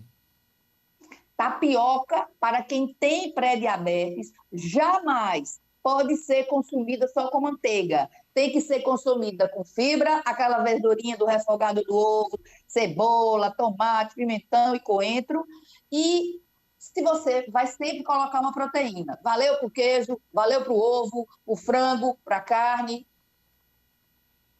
Perfeito, tá aí a dica para nossas ouvintes. E lembrando, como a Marides, né, sugeriu, você também pode sugerir assuntos para a gente conversar aqui com a Érica Nóbrega, 981324088. Érica, que bom que temos você, viu, para nos dar dica aí de saúde, sempre. Muito obrigado, mais uma semana para você, uma ótima semana para você. Simbora, minha gente, saúde é tudo, a gente tem que correr atrás dela. Agora são 11h43, aquela pausa rápida, a gente volta para falar sobre economia. CBN João Pessoa. Oferecimento Colégio Interativo Bessa e Cristo. Ampliando horizontes. Impulsionando conquistas. Matrículas abertas. Tem joias de ouro e precisa de dinheiro? Em João Pessoa, a hora de transformar seu ouro em dinheiro é agora. Na Ouro do Brasil, oferecemos avaliação rápida, preço justo e pagamento imediato. Segurança, transparência e atendimento personalizado para você sair satisfeito. Não deixe seu ouro parado. Venha fazer uma avaliação sem compromisso. Ouro do Brasil, reconhecida em 13 estados por quem entende de valor. No coração de Tambaú, para melhor te atender. Ligue agora, 83-3206-0925. Instagram, @Ouro do Brasil. Açúcar alegre, doce, companheiro, na mesa, no café, no seu dia inteiro, em cada cozinha, em cada lar. Açúcar alegre, sempre aqui pra adoçar. Começa no café e vai até o jantar. Açúcar alegre não pode faltar, um toque de doçura para animar. Açúcar alegre, sempre aqui pra adoçar. Com você e sua família todos os dias. Açúcar alegre, sua vida naturalmente doce. Viva! Que o tempo não para, isso todo mundo já sabe. De um tempinho pra cá, tanta coisa mudou. Fizeram fogo, roda e computador. Fila de banco, tchás, táxi não pego mais. Até o jeito de fletar, vovó mudou. E aí, me chama de imóvel planejado e me leva pra sua casa? E por falar em imóveis planejados, chegou a vivamóveis.com. Viva essa nova experiência em imóveis customizados. vivamóveis.com. CBN João Pessoa. Oferecimento Colégio Interativo Bessa e Cristo. Ampliando horizontes. Impulsionando conquistas. Matrículas abertas.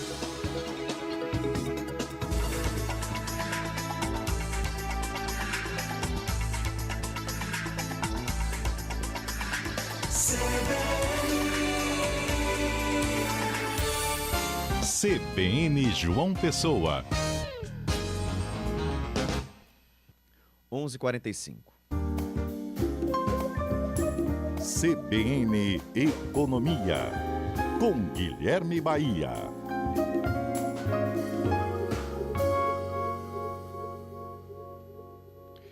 Vamos falar um pouquinho de economia, de como ela está influenciando a vida de todos nós brasileiros. Assunto importantíssimo para conversar com você aqui na nossa bancada. Porque, o percentual de famílias com dívidas no Brasil atingiu 79,5%, ou seja, de 100% das famílias, 80% estão endividadas. 30% não estão pagando essas dívidas.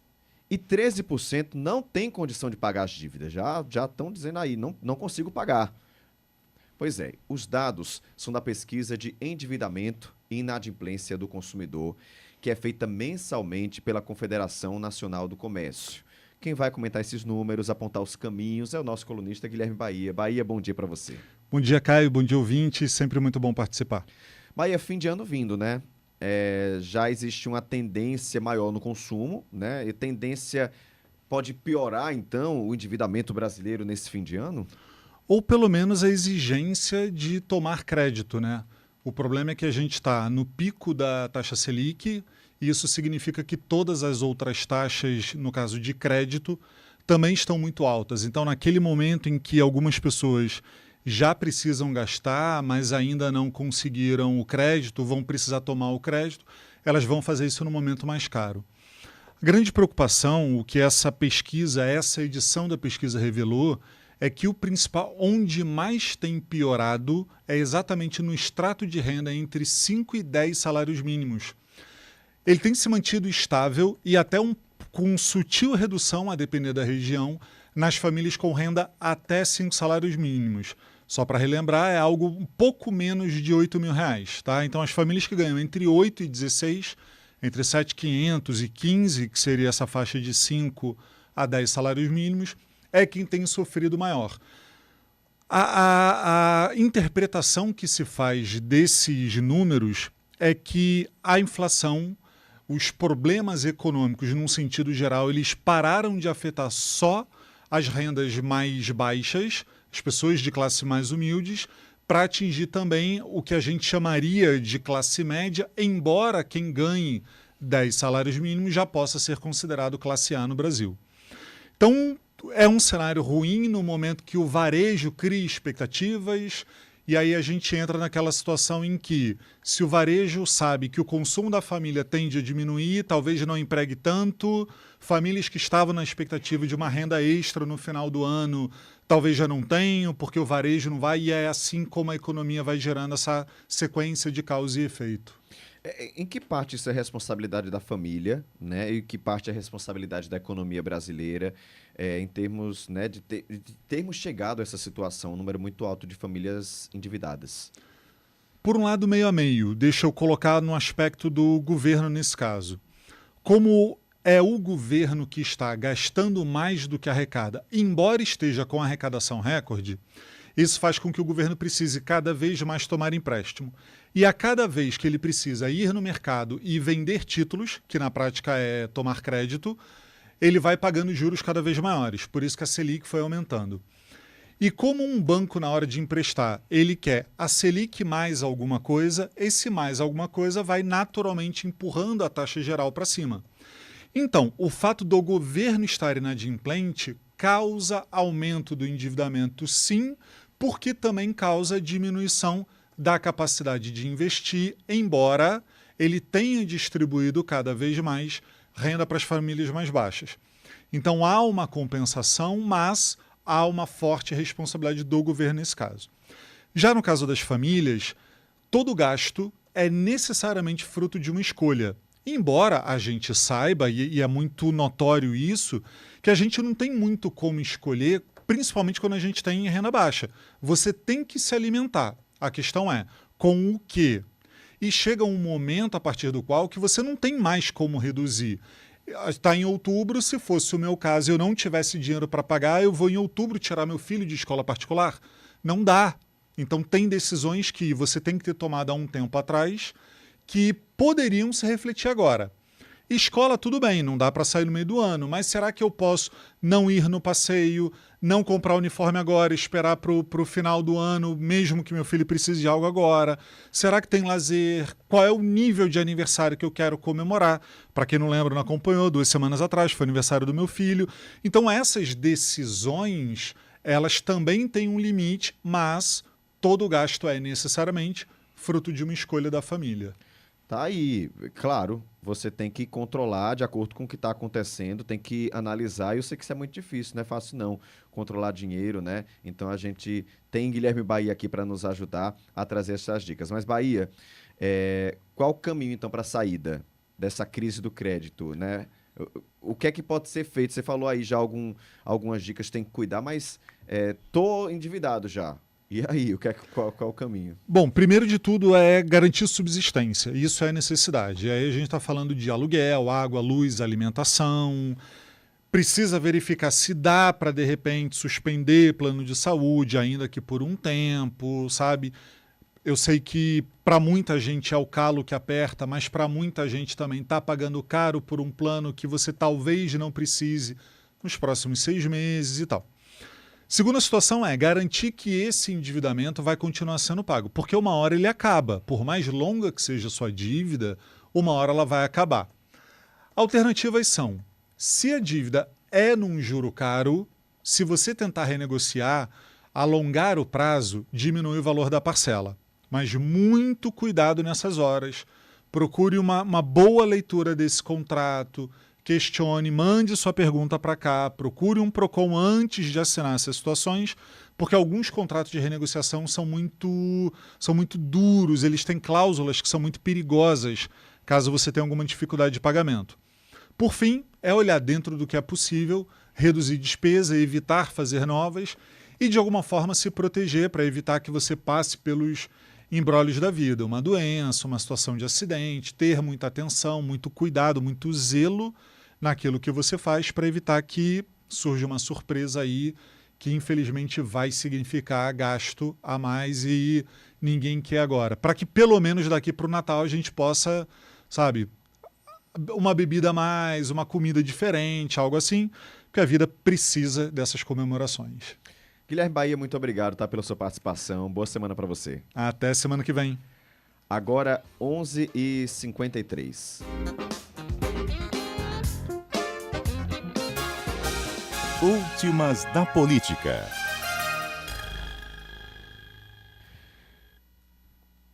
João Paulo Medeiros de volta para falar sobre Romero Rodrigues, né? Como prometido lá no início. Fala aí, João. Oi, Caio, bom dia para você mais uma vez, para todos os nossos ouvintes. Nessa reta final do programa, vamos falar sobre movimentações políticas aqui na Paraíba já para 2026. Ontem, a Câmara de Vereadores de Campina Grande realizou uma sessão para dar posse a um suplente de vereador no partido MDB, o Balduino Neto. E quem participou dessa sessão foi o ex-prefeito, deputado federal aqui da Paraíba, Romero Rodrigues, do partido Podemos. Participou da sessão e foi questionado pela imprensa com relação ao processo eleitoral de 2026. E o ex-prefeito Caio agiu e fez declarações públicas bem ao estilo Romero de ser na política paraibana. Afirmou que é preciso ter cautela nesse instante, pediu calma aos aliados para que essa definição sobre uma posição, inclusive com ou não a presença dele numa chapa majoritária desde 2026, só seja adotada para o próximo ano. A gente vai ouvir o que disse Romero Rodrigues agora ao ser questionado sobre o processo eleitoral do próximo ano.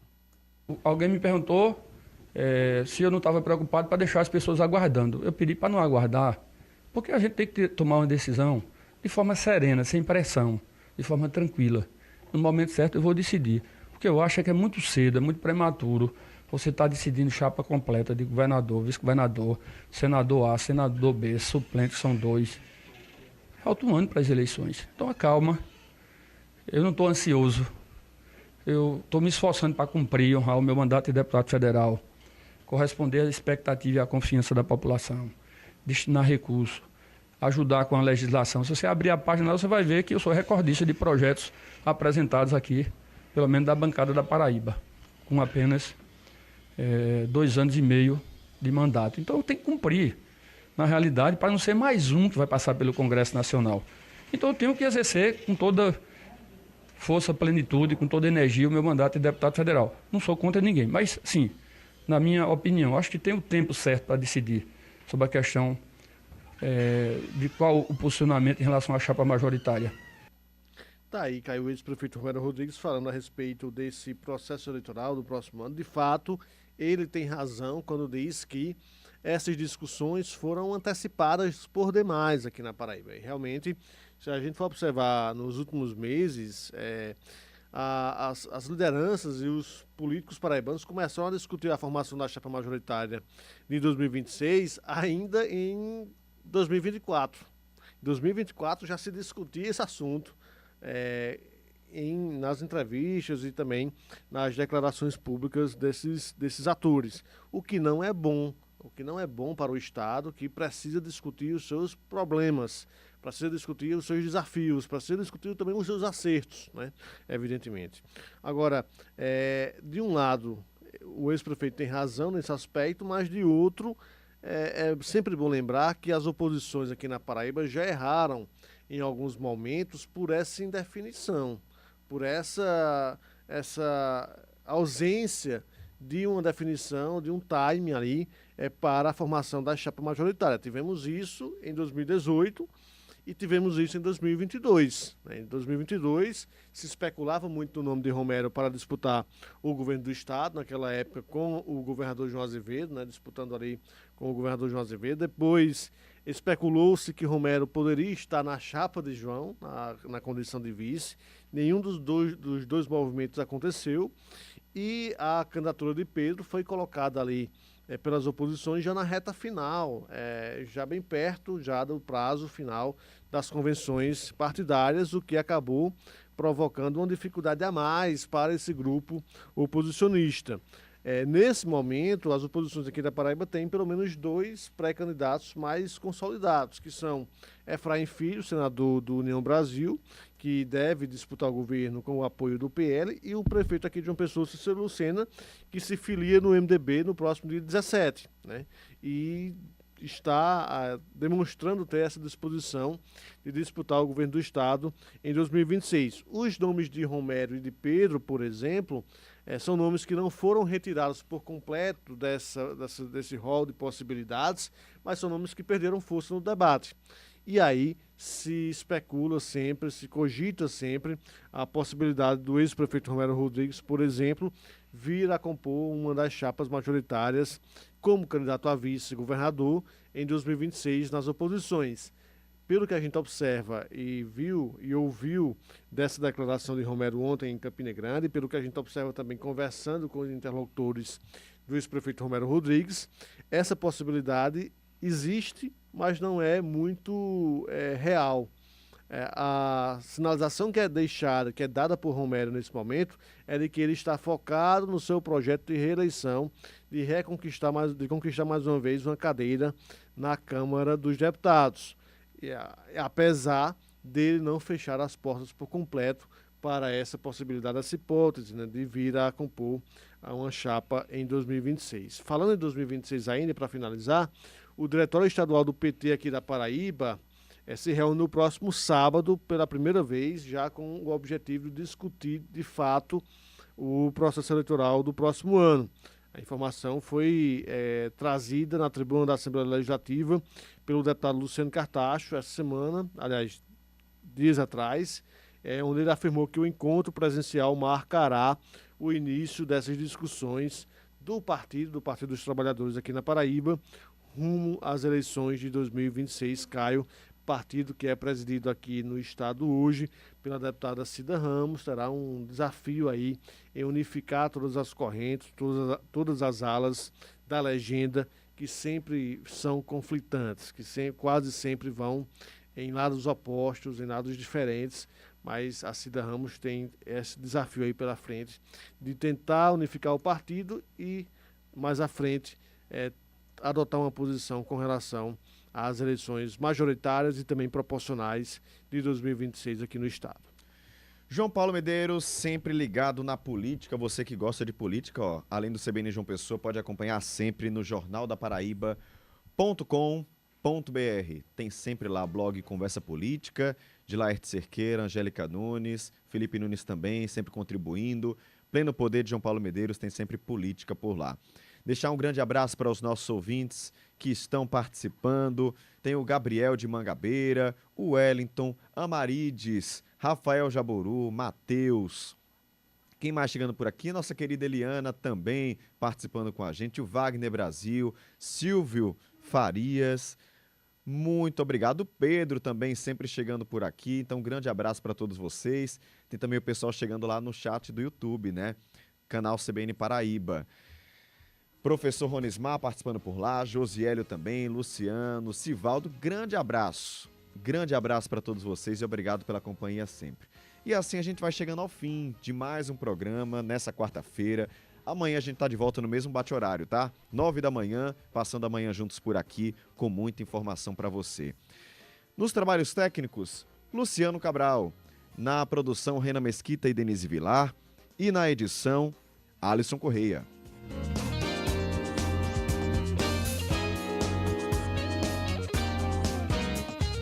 Apresentação Caio Ismael. Um grande abraço para você, uma ótima tarde.